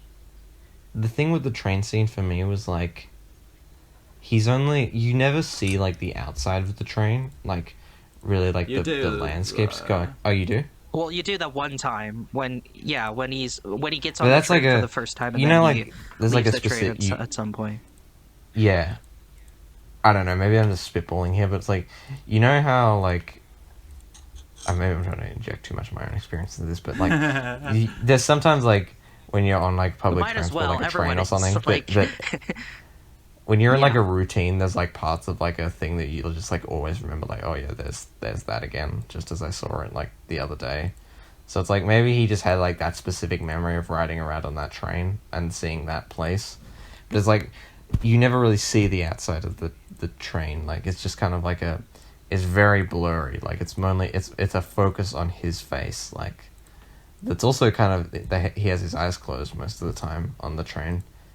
So yeah, that's why I'm like, maybe that Yeah. wasn't real. I mean, if you want to interpret it like that way, like yeah. you definitely do that. I think yeah. personally, I think most of it is real. Like I even think that ending shot, like Andrew Scott is still a person that is alive, but like throughout the whole film, he's just been interacting with these ghosts, and he's still like trying to like he's like trying to process everything and like take it out of him. Like I find it really interesting that, you know, like even though like he's still talking to ghosts, I guess, and like at the beginning of the film, like it's very dreamy and it's still quite like heartfelt and like cute. I don't know if cute's the right word, but it's like uplifting, and it's like charming. But like once he like takes drugs in the film essentially just becomes once this, he does this giant the pot of the ketamine. Yeah, like the film essentially becomes like a nightmarish trip, and everything after that like is so mind-bending and mind-boggling, and it's after that like Enter the Void or where Climax. it's just like, yeah, exactly, and it's just like it's like one of those. After that point, I was like, okay, I don't even know what is real or fake after this point, you know, like what is even happening, like everything is like so out of the ordinary and transcendent, and like he wakes up from one thing and then he wakes up from another thing that he just woke up from, and it's like all this like layers of stuff, and it's like yeah, it's really interesting how like once his mind is like kind of corrupted by a drug, that the rest of this film kind of like becomes like a trip, and it also switches to being more sad and dour and stuff like that, and yeah, and like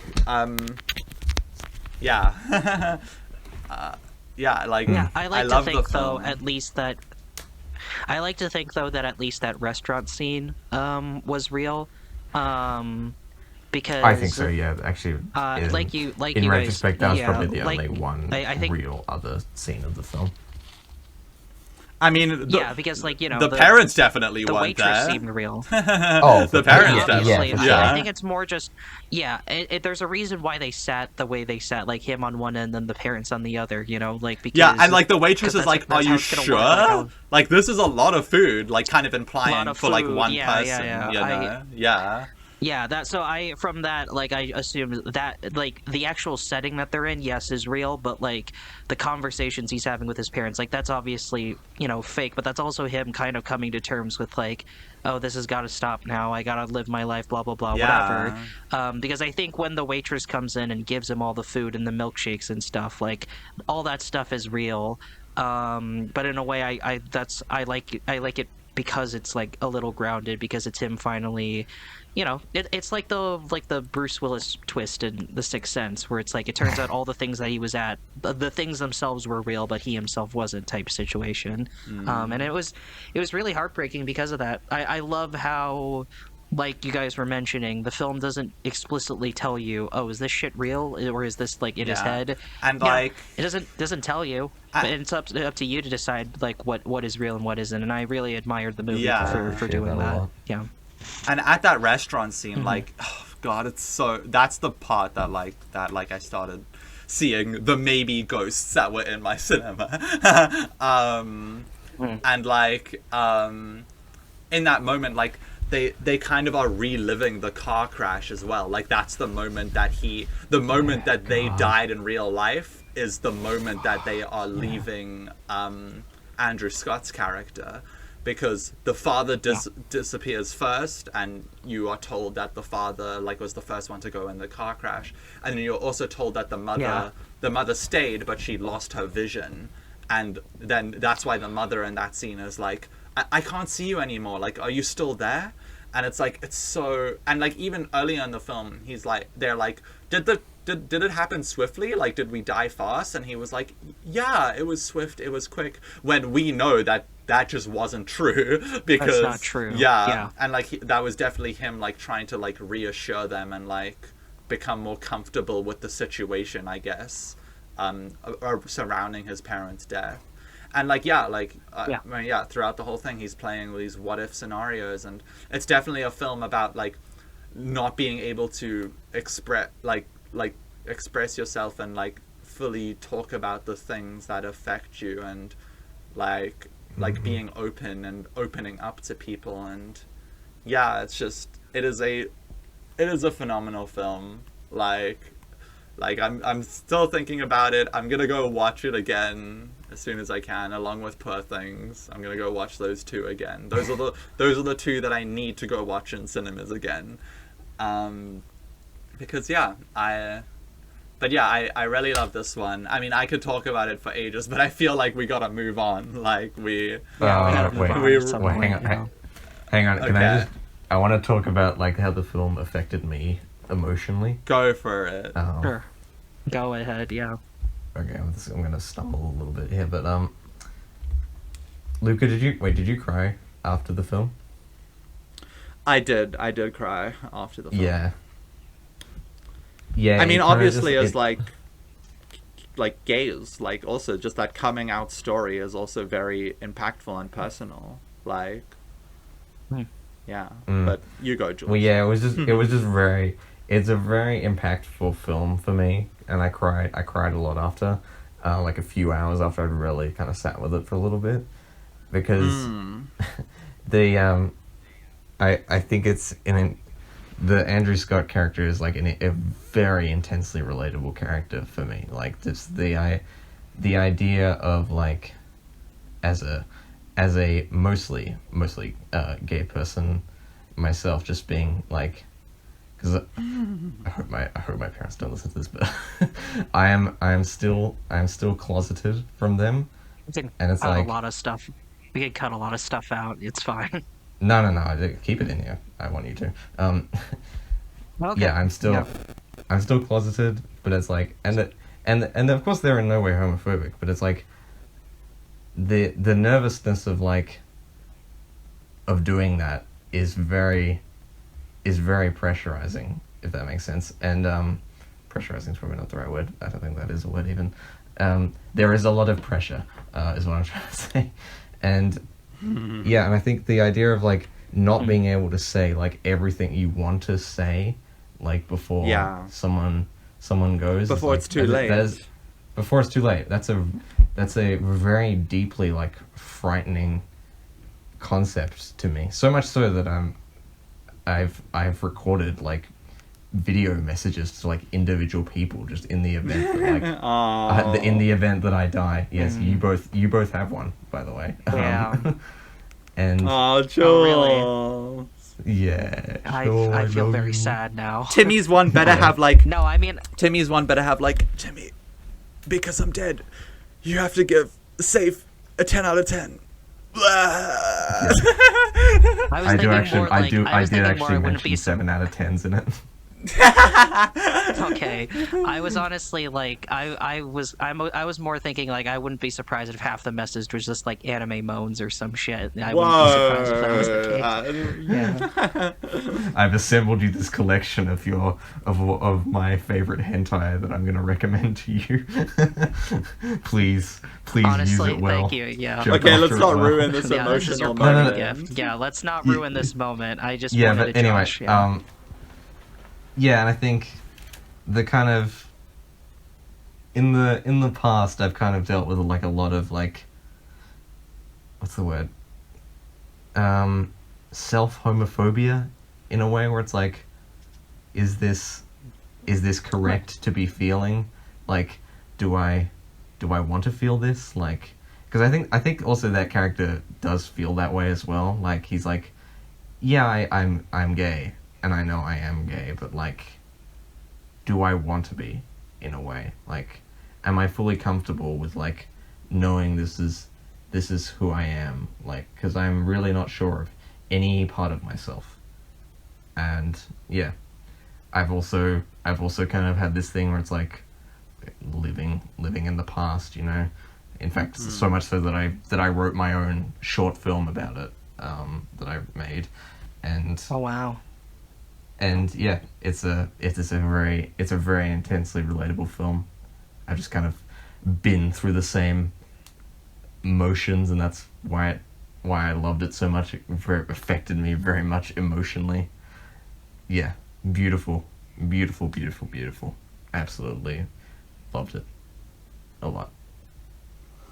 Yeah. I'm glad you guys connected with this a lot, and to an extent, I 7 out of certainly 10. did. I guess it's like, well, okay, because I don't want to make it sound like, oh, I'm the solo hetero, in this group or whatever. I'm not like, I don't want to play that card, because I really did connect with a lot of the film, even though I mean, myself it's a like am universal not gay. story. Like yeah, it is a universal story. Some things just connect with you more than others. Like, I really connected with Past Lives, for example, because that was more something Because I that's could more straight. emotionally and personally connect with myself. Sorry. Yes, Because there's no but I'm woke not. in But yeah, that. I'm not shocked if you guys.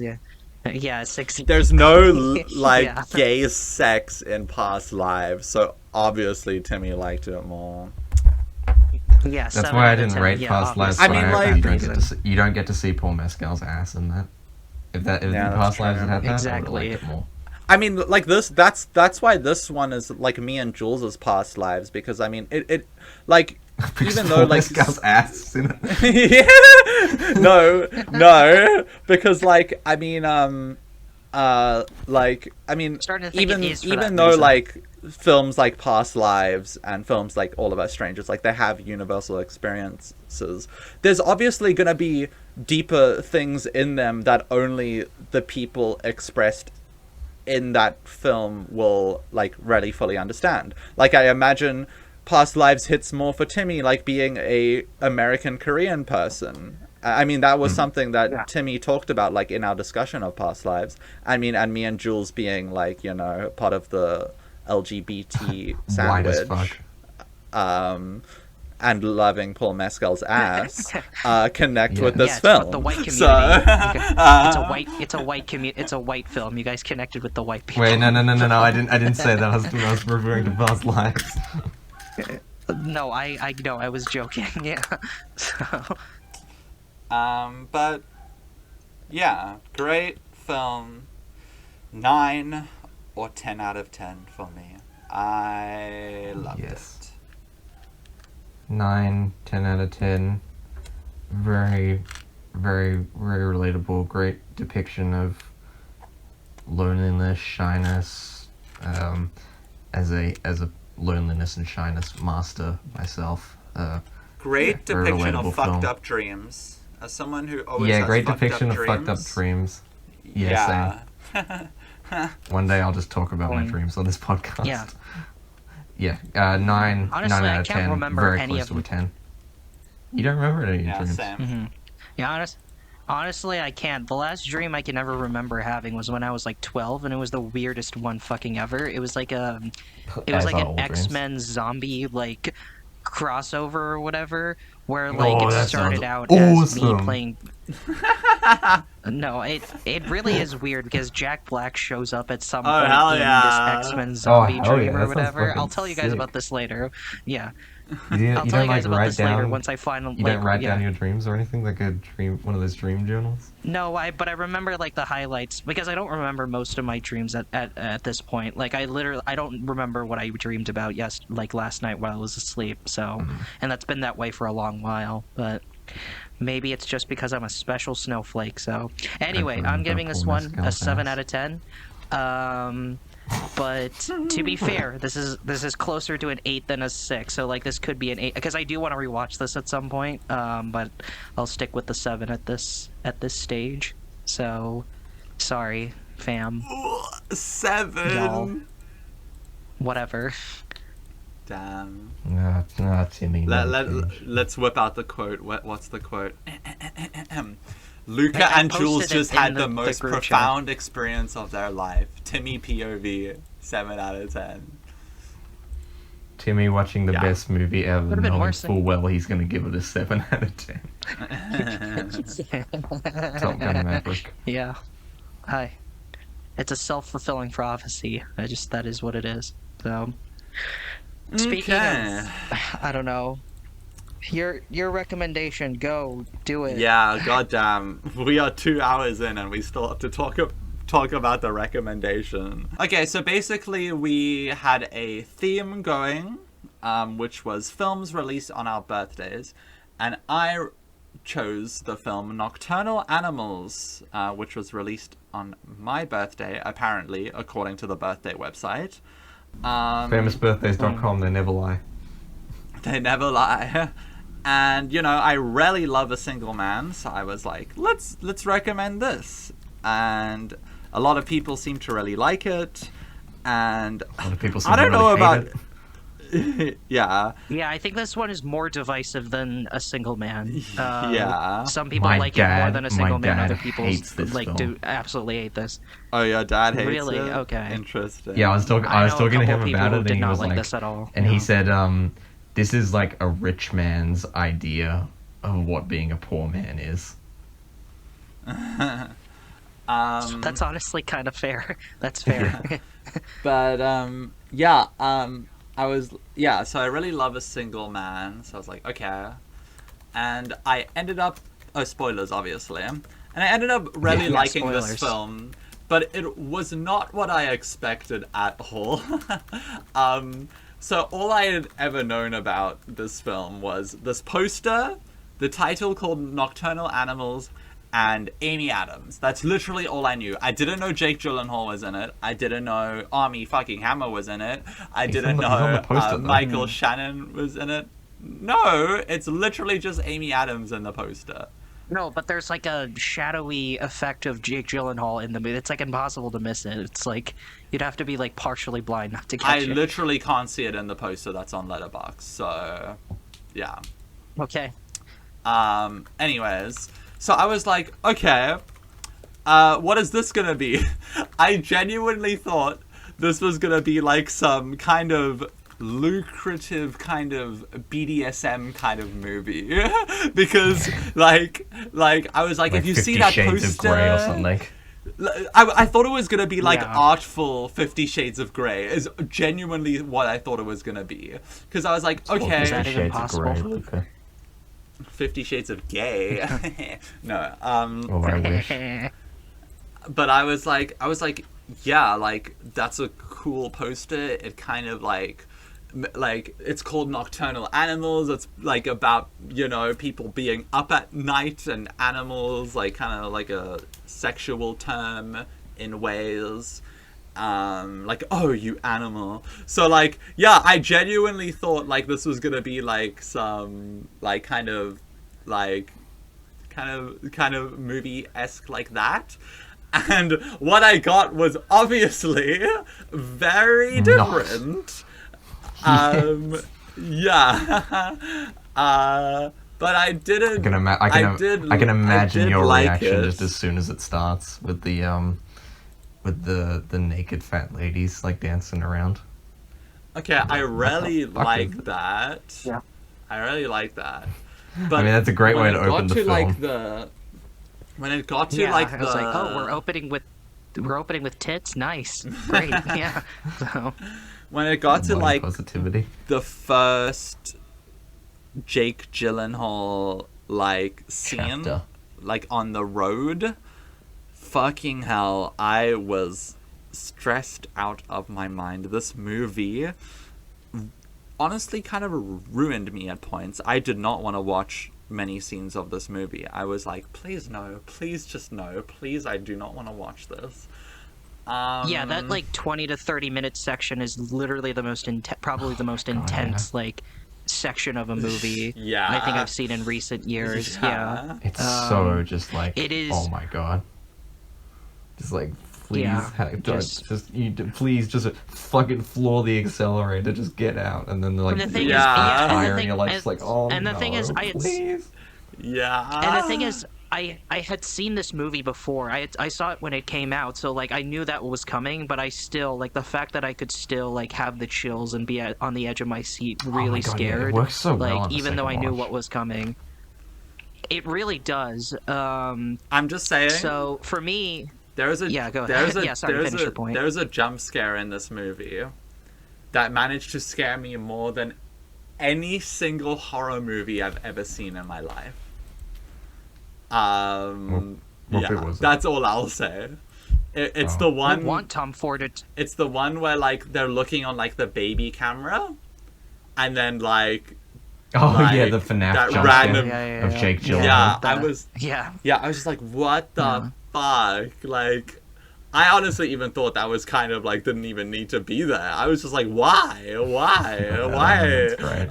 But it's like a good jump. But it's like a good kind of jump scare because you don't even see it coming. Like when you're I when know! you're physically Yeah, like, first why time would you? watching. Yeah, There's no so- like musical like Yeah. high note to like imply that something is coming. It's just like, it's like, oh fuck, that's gonna Look, something scary. Yeah. Yeah, honestly, after this film, I really want Tom Ford, because I guess he's now done with fashion and he's like strictly like focusing his attention on movies now.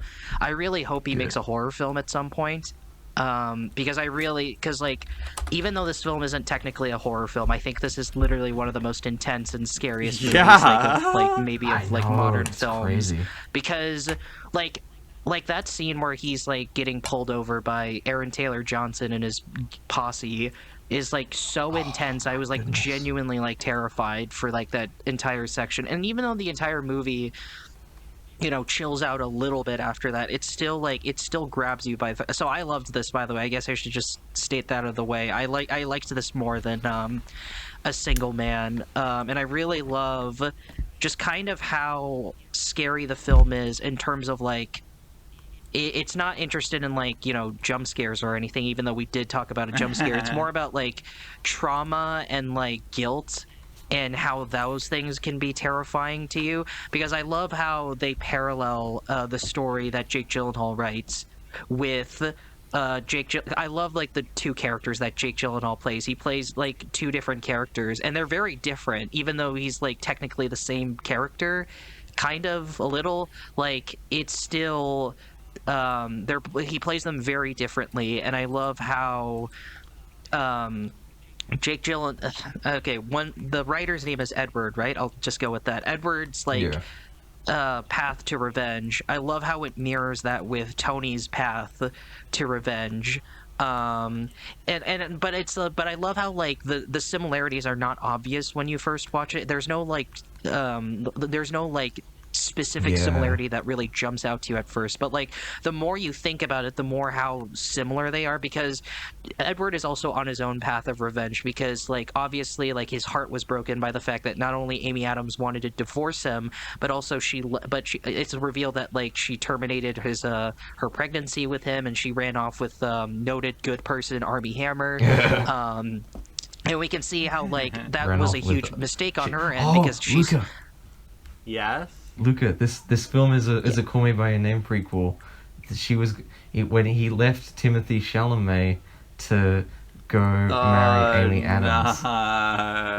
You mean sequel, bud? Well, the parallel events, sort of. I do not want to. I don't want this movie to be associated with Call Me by Your Name. Okay, Call Me by Your Name is its own thing. Yeah. I mean, honestly, Don't touch my Call Me I by might. Your Name. Exactly.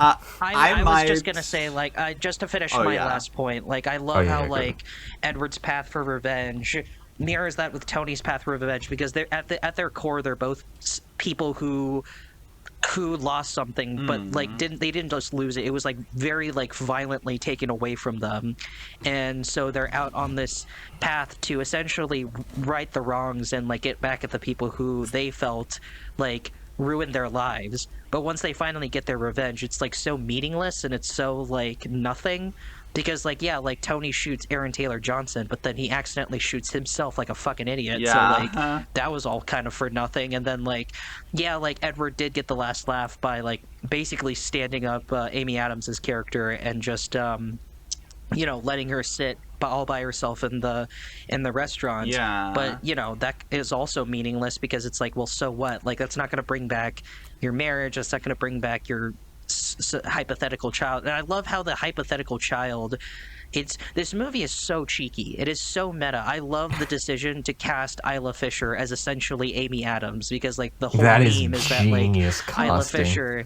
Yeah, Isla Fisher and Amy Adams look alike, so it's like that like they essentially incorporated a meme into the movie, but it like makes sense, like it like really, really works. And I love how like the path with like Tony and Isla Fisher and their daughter, like, is sort of like a hypothetical. Like, this could have been our family. This could have been our lives together. I mean, without the serial killer rapist part, but like, that's what their family life could have been. But that never happened because Amy Adams' character is more concerned with like wealth and living comfortably than like, you know, being passionate and falling in love and stuff. So yeah. Anyway, yeah.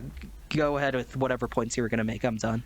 Yeah, I was just gonna say that I might need like one of you guys to do like a very brief, like full explanation of like the metaphors and shit of this film, because explainer video. We want to make an explainer because video honestly, like I Nocturnal definitely Animals ending explained.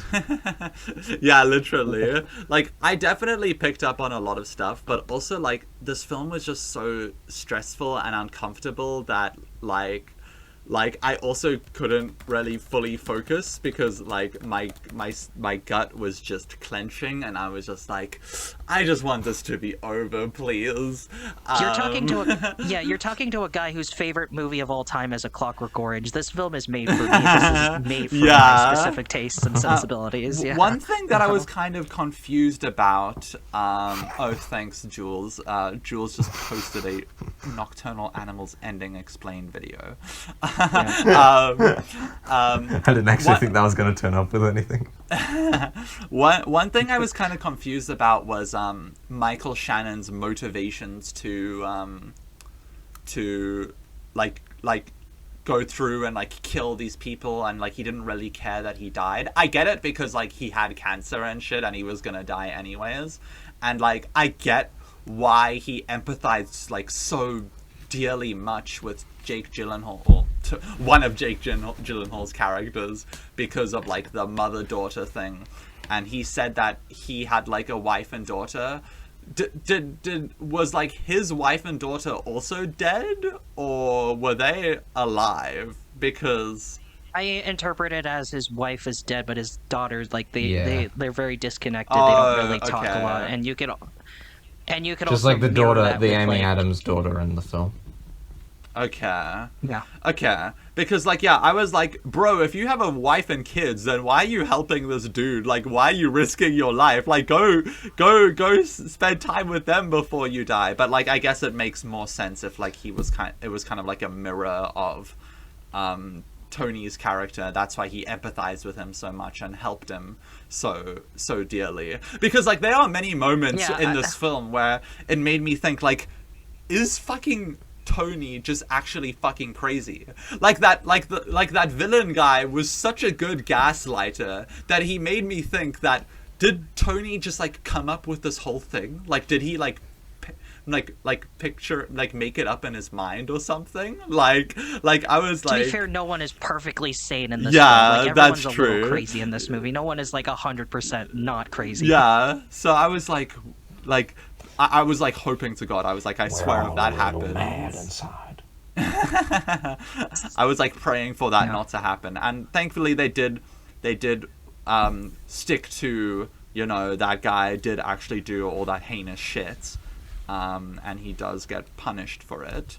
But yeah, like you said, it's a very bleak movie. Like, both characters have a very bleak, like, unsatisfying ending, and it's not one that wants to leave you happy or satisfied. It is one that is just like, oof, okay.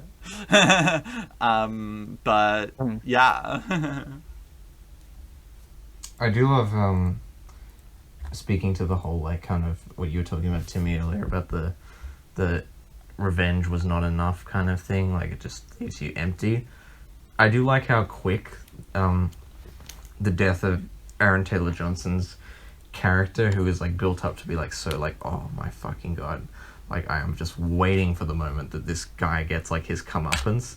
And it's not like, there's not like any like badass moment like where like he's like, oh, you shouldn't have messed with my family or anything. Like, he just it doesn't become like John Wick or some shit. He doesn't get like a John Wick ass kill on him. He just shoots him and he dies. That's it. He shoots very quick, and he misses, and then he shoots again. Yeah.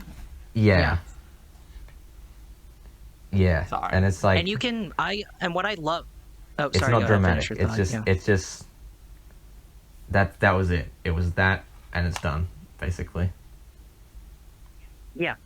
I love that. Yeah, as well. Like how you got your revenge, but that doesn't matter because no. First of all, you lost your eye. Your eye is fucked up, and yeah, it's not ceremonious at all. Like, yeah, he deserved it. He deserved to get shot and everything. But like, it's like you said, revenge isn't fulfilling. Like, so what? Like, that's not going to bring back your family. It's like a fleeting moment of like It's one moment. relief, but then it's just like, yeah. But then it's like. But then you're left with like this emptiness again, and like the way he accidentally shoots himself is also very fulfilling as well, because in the end, like, he is, what I love throughout the film is that a lot of characters call Edward, the writer version of Jake Gyllenhaal's character, weak. Like Laura Linney's character, Amy Adams' mom, like calls him weak, and then even like during an argument scene, like Jake Gyllenhaal's like, you think I'm weak, and you think I'm weak, and Amy Adams is like, no, I didn't say that, and he's like, no, but you thought it, you thought I was weak, or something like something around that like dialogue conversation.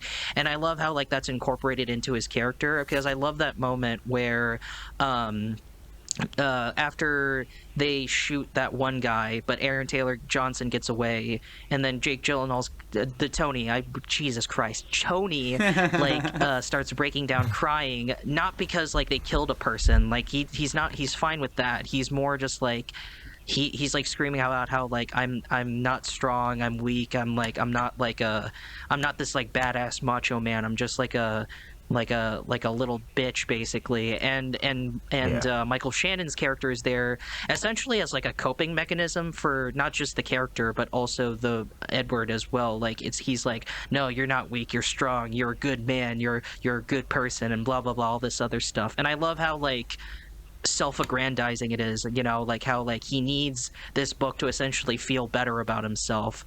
But the fact that Edward needs this book to feel essentially one up Amy Adams is honestly kind of sad, like really really sad. Like their relationship is so fucked yet so Mm. impactful that he's still not over it. Like he still needs to write this book to essentially like have the last laugh, but in the end the last laugh doesn't matter, like, because cool, you stood up Amy Adams, but that doesn't fix your relationship. And I love Amy Adams's character for that too, because she realizes that she's in an unhappy place that she can't escape from, because she finds out that Armie Hammer's character is like cheating on her, and and she no longer has interest in the world of art, even though that's what she's passionate about, and she went to school for that very reason. It's a very multi-layered film that I was just really really loving. I was loving the dual narrative. I was loving how the characters were all affected by this, both within the story and outside the story, and I love how everything comes together. Like, this is such a brilliant movie that I could easily watch again at some point. Yeah. It's I there's so much to talk about, like that. So Well, as this is my second time I've seen the movie, and the first time I watched it, I was very kind of unsympathetic towards Amy Adams' character, because I was like, she's a fucking piece of shit, like what she did to him. yeah, But now, like on the second watch, I find like her struggles with like the infidelity and stuff, and like the getting basically burnt out on the art world is like, I find it a lot more sympathizable, because like she is a very kind of, her character is clearly like self-driven in a way, like that's why Yeah. she ran off with Armie Hammer basically, and that's why she does most of the things she does in the movie. Like, she's no longer challenged by him. Like, everything her mum said to her like came true, and she can't accept that basically, that maybe she might have been wrong. But it's also like, she may be a self-driven person, but she maybe doesn't really think about other people's feelings.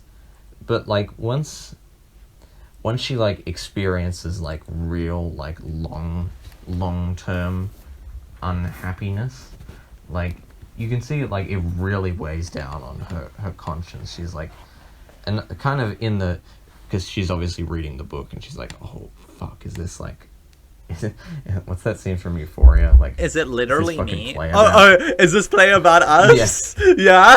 Yeah. Yeah. And it's like, she is fully aware, and maybe coming to terms with the fact that, oh, like I was really like terrible to him in this situation. Like, I was not a good person to him, and I think that's a very very like what's the word, like just a very good character arc, I think. A good trait of a person. Yeah. Yeah. Yeah, just very smartly written and stuff. Yeah, and I love, and I think this has finally confirmed this for me, but Tom Ford is such a master when it comes to when to use and not to use color, because Yes. that's the crazy thing too. Like, he's only made 2 movies, and yet he's like one of the best filmmakers working today. Like, how does that work? Like, this isn't even his main gig. This is his side gig. Like, what the fuck? But anyway, what I was saying is, I love how like color is used in the film, like, because when we're in the present, I guess, if that's what we're gonna call it, you know, with Amy Adams reading the book in the house, it's like very desaturated, very gray with like dark blue and like, you know, just very like just desaturated colors. But when who Tom Ford. Wait, who hates LA? Oh, Tom Ford? Yeah, like no, the way I get he that portrays it impression in as this well. movie. Well, I thought they were in New York, weren't they? No, Armie Hammer goes to New York. No, they. Oh wait, where were they living at? They were living in L.A. Oh wait, yeah, no, that okay. Sorry, Jesus, no, that makes sense. Sorry, I got these things confused. But anyway, what I was thought saying they was were that in yeah, Texas. yeah, I love how like those scenes are very desaturated in color, but then you contrast with the flashback scenes with younger Amy Adams and Edward when they're like at dinner or whatever, and they're living their lives together, and it's much more colorful, much more expressive, and even Amy Adams, like herself, like her. It even felt like her hair was like more reddish than She's less pale as than well. the scenes where she's like reading. Yeah, and less pale and just less stoic and less expressionless. You know, just she had more of a vibe, more energy to herself. But then obviously she lost it once she decides to run off with Armie Hammer instead. And yeah, I love that contrast. I love how the film is shot. I used to have a problem with the editing because for me personally, I really fucking hate what I like to call Bohemian Rhapsody editing, where it just constantly cuts back and forth between shit, like constantly cuts back and forth between the characters whenever they start speaking and stuff like that. But I can give it a pass for this one because it actually fits what they're going for, because they're trying to go for like especially the scenes when they're in Texas and they're reading in the book or whatever. Like, it's a lot more chaotic. It's a lot more, intense. Like, things are going on back and forth. And in that sense, the editing actually was appropriate for those moments. But yeah, and yeah, just like a lot of things that normally bug me about these types of movies just don't bug me in this instance because of what Tom Ford is going for and like the context of the film. It's just a really like brilliantly made movie, and I loved it. Yeah, I mean, I think the most like the thing that makes it work the most is the way like the 3 kind of part narrative like unfolds. Like, if it was just like she reads the entire story and it's almost like an anthology in a way, I think the film would be much worse. And yeah, I think the decision to kind of the way it's edited and it kind of unfolds in like this 3 kind of trifecta kind of structure is like so incredibly genius to like, and yet it makes the whole film for me. Like, just the way the scenes play out with like the Jake Gyllenhaal fictional subplot, and then you get like context as to like Flashback why the stuff scenes. was important. Yeah, flashback scenes, and then also it's like there is like a certain point where it's like, oh, they don't cut back to Amy Adams for like quite a long time, but then when they do, it's like clearly like all of what she's read is like clearly like like hit her very much emotionally, like gut punched her, and she's very affected by it, and I think that works really well. And yeah, it's there's not it's like a really single wasted. it's a really good like case study, I think, in like experimenting with like narrative structure that I think works really well. Yeah, it's like a jump rope, you know, like they play around with like, I guess, what's considered a basic traditional narrative. They're constantly like jumping over the line back and forth, you know, because that's really what this is. It's a back and forth between a narrative and then a narrative within a narrative, you know. Like I think this is more ambitious than like a single man, because a single man is very straightforward, it's very simple, and you know, I like it for that reason.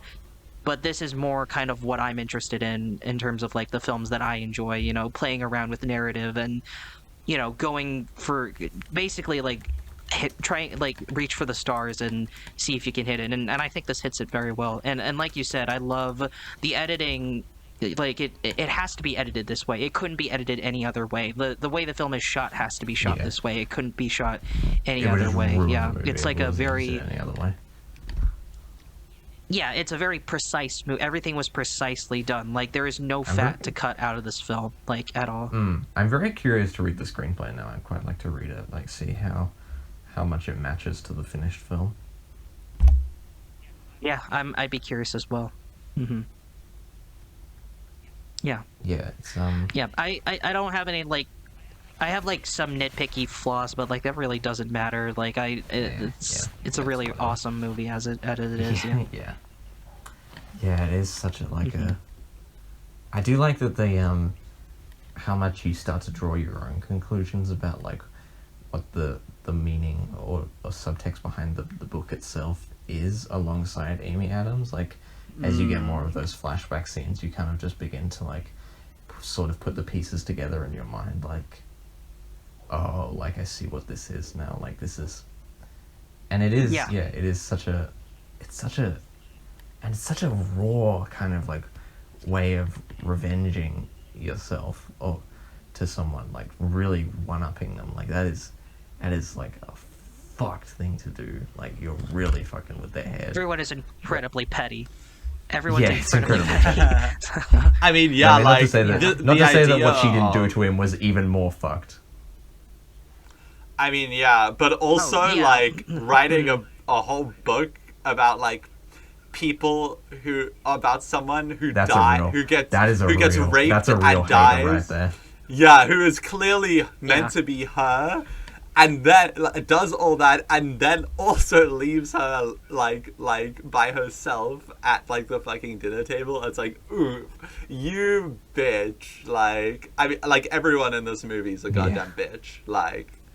Everyone is and the awful. fact he's also like when the guy's reading out like the details, the Michael Shannon character is reading out the details, being like, yeah, your wife was like hit in the head with like a blunt force object and like she died, and then it was like, oh yeah, but your daughter got it really way worse. She was raped. I mean, both of them were raped, and she had like a broken arm, and she was also hit multiple times in the head with like a blunt force object. It's like, oh man, like, you're really rubbing it in, like how terrible this felt to you. Yeah. Yeah. And it's a fascinating way of like. Is Jake Gyllenhaal's... It's also like, because I think it's also like, I mean, do you guys do screenplay writing? Yeah. Yeah, because I think in a way like every screenplay you write is like, every screenplay is personal, like in a way, but it's like. God damn, I have never written something this not to this personal. extent. Yeah, it's like kind of like a commentary on like how to include people that may have had an impact in your life into the stuff that you create, you know? Like you can't be that blunt and that like disrespectful, you know? Like I mean, depending on what they do, obviously, like, but even for what Amy Adams did to him, I still think it's like unjustified to essentially say like, oh yeah, I'm It's gonna super write a petty. whole thing about how you fucking died. like Yeah. it's like And then you This is- fucking died. Fuck you. yeah, Yeah. it's like You know how they tell you know how they But tell it's you also to like- write what you know. This is like Yeah, extreme but it's case also of like- that. and also how like It's clearly the it's clearly book meant to be is- like a super well written, like really great novel as well. So it's like she would be the only one who could realize these connections, and also it's like proving to her like, oh yeah, I am a great writer. Like I can do this. Like I can do my shit. Like basically, like I'm not weak as you imply or think. Yeah, and it's also like Yeah, and I how love how the book is introduced to her as well is like also so nonchalant. The It's like, paper cut. oh yeah, here's my new book Yeah, the paper that I cut. wrote. Oh well, that as well. But it's also like just the way like the letter or like the note that's like given to her. It's like, Yeah, it's, oh it's yeah, so, this is it's this so is my kind new and warm. yeah. It's like this is my new Yeah. book that I wrote. I would I like wanted if to you be the read first it. to read it. Yeah, it's Yeah. like you Wow. bitch, like you knew what you were doing. It's like no warning that like it like she is like clearly a big inspiration or is like plays a role in the story. No warning that it's like it has heavy subject matter in it. Like he's just like yeah, like you know, like yeah, like it's like wow, like yeah.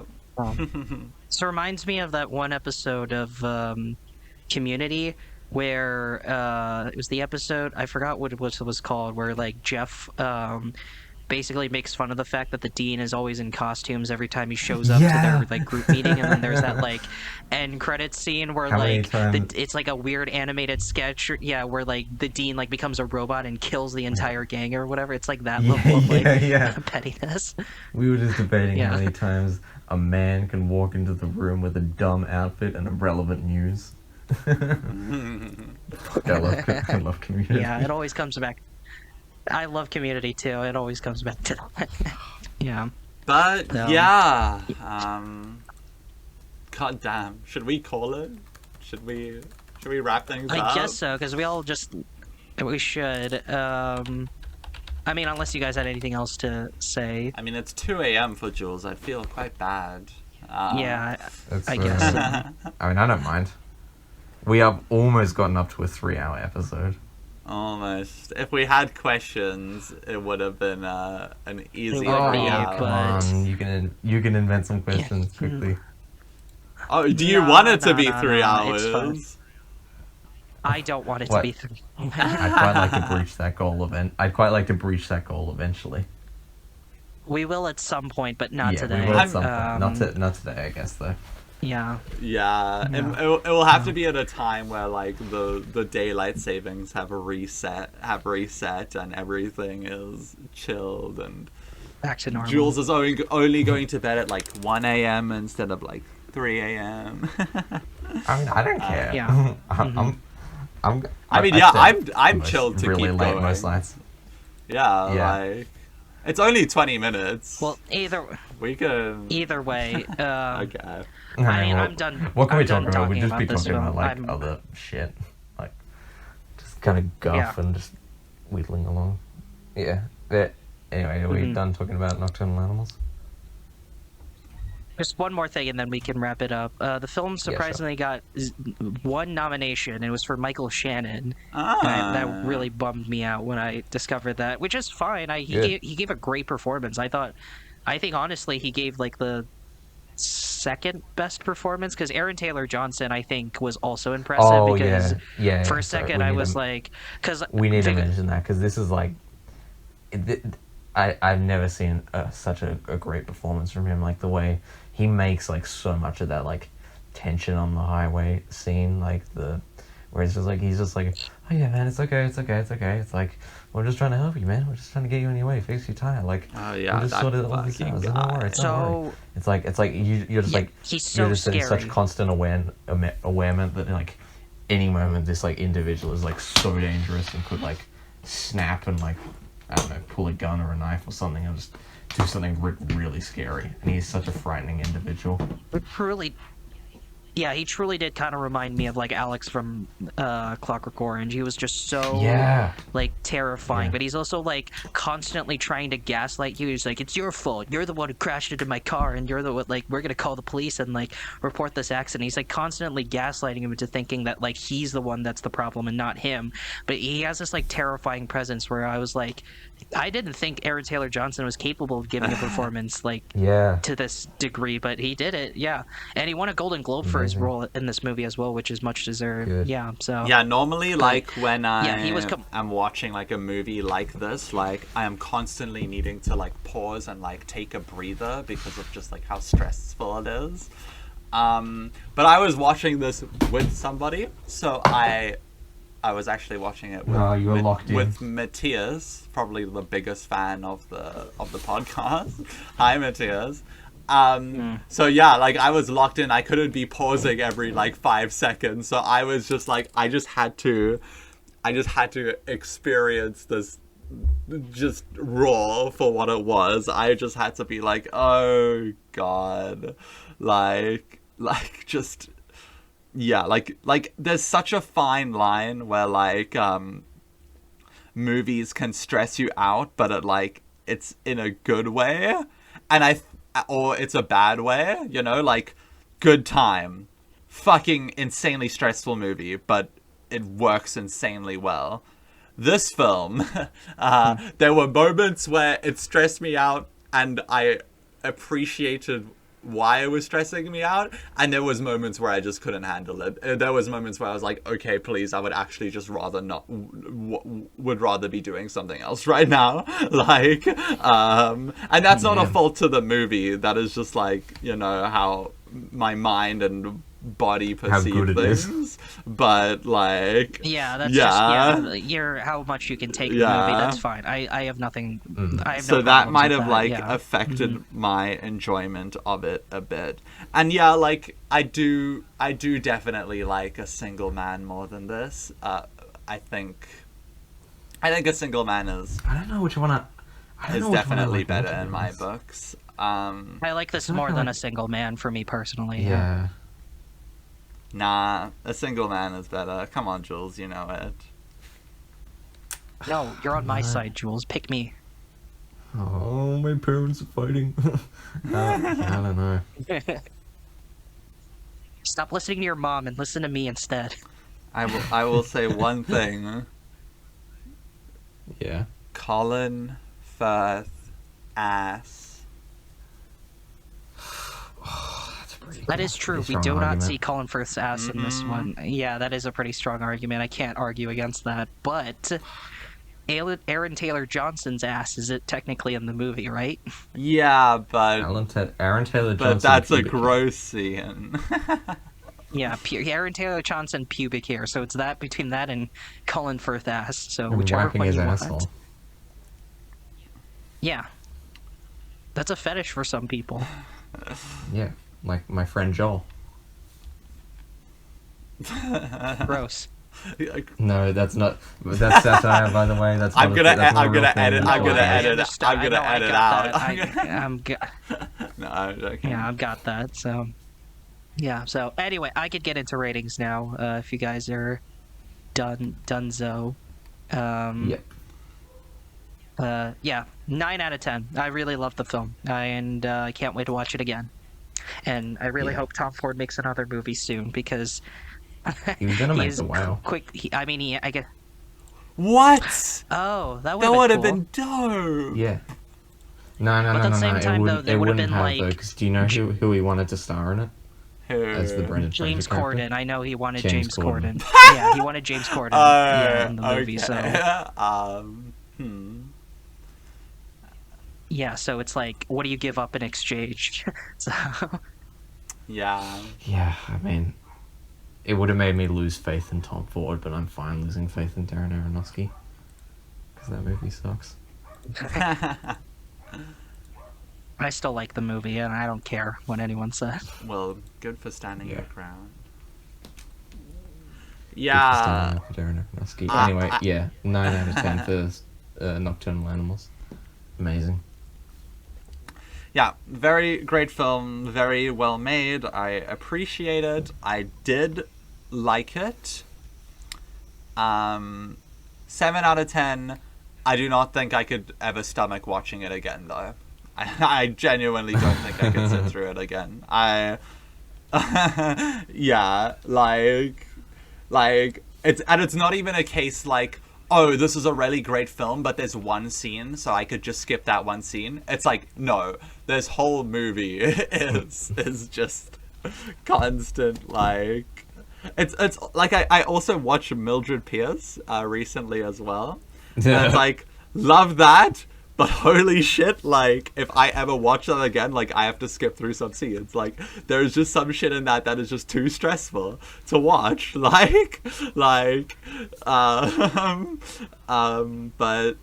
yeah. Did I give my rating? I think I gave it a 7.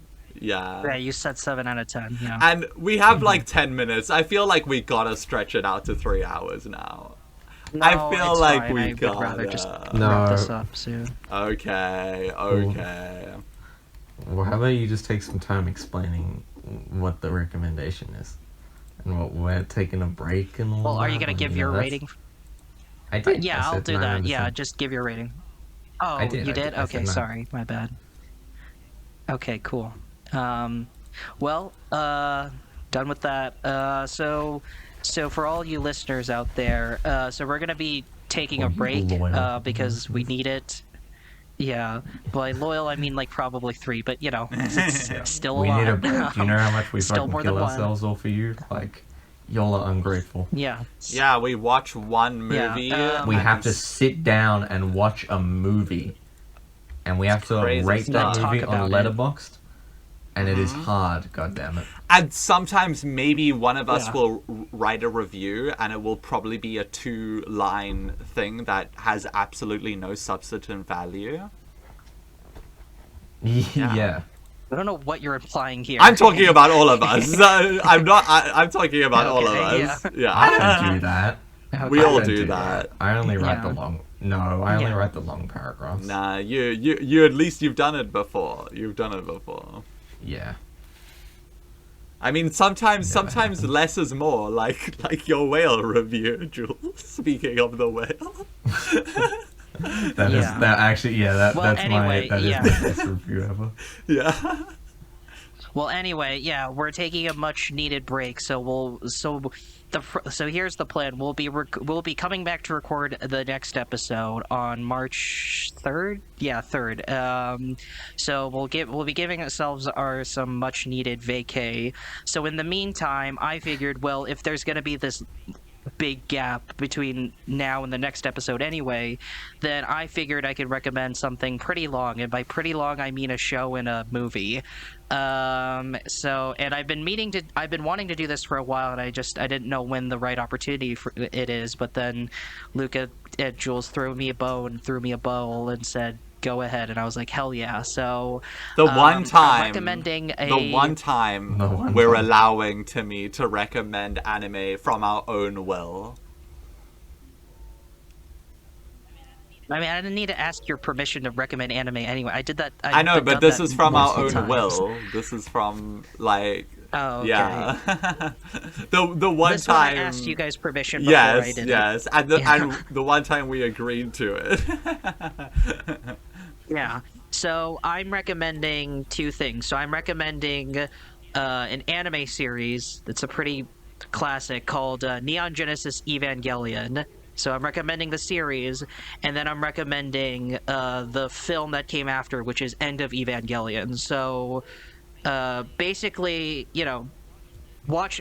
So for anyone listening who's never experienced Evangelion, watch the show first. You need to watch the show first, and then watch End of Evangelion. And I guess this applies to Jules since he's never seen it either. So watch the show first in all its entirety, and then watch End of Evangelion, and then that's all you need to do. We're not going to be talking about the Rebuild movies because that is way too much Evangelion, and I would rather save the Rebuild movies for another time, for another episode.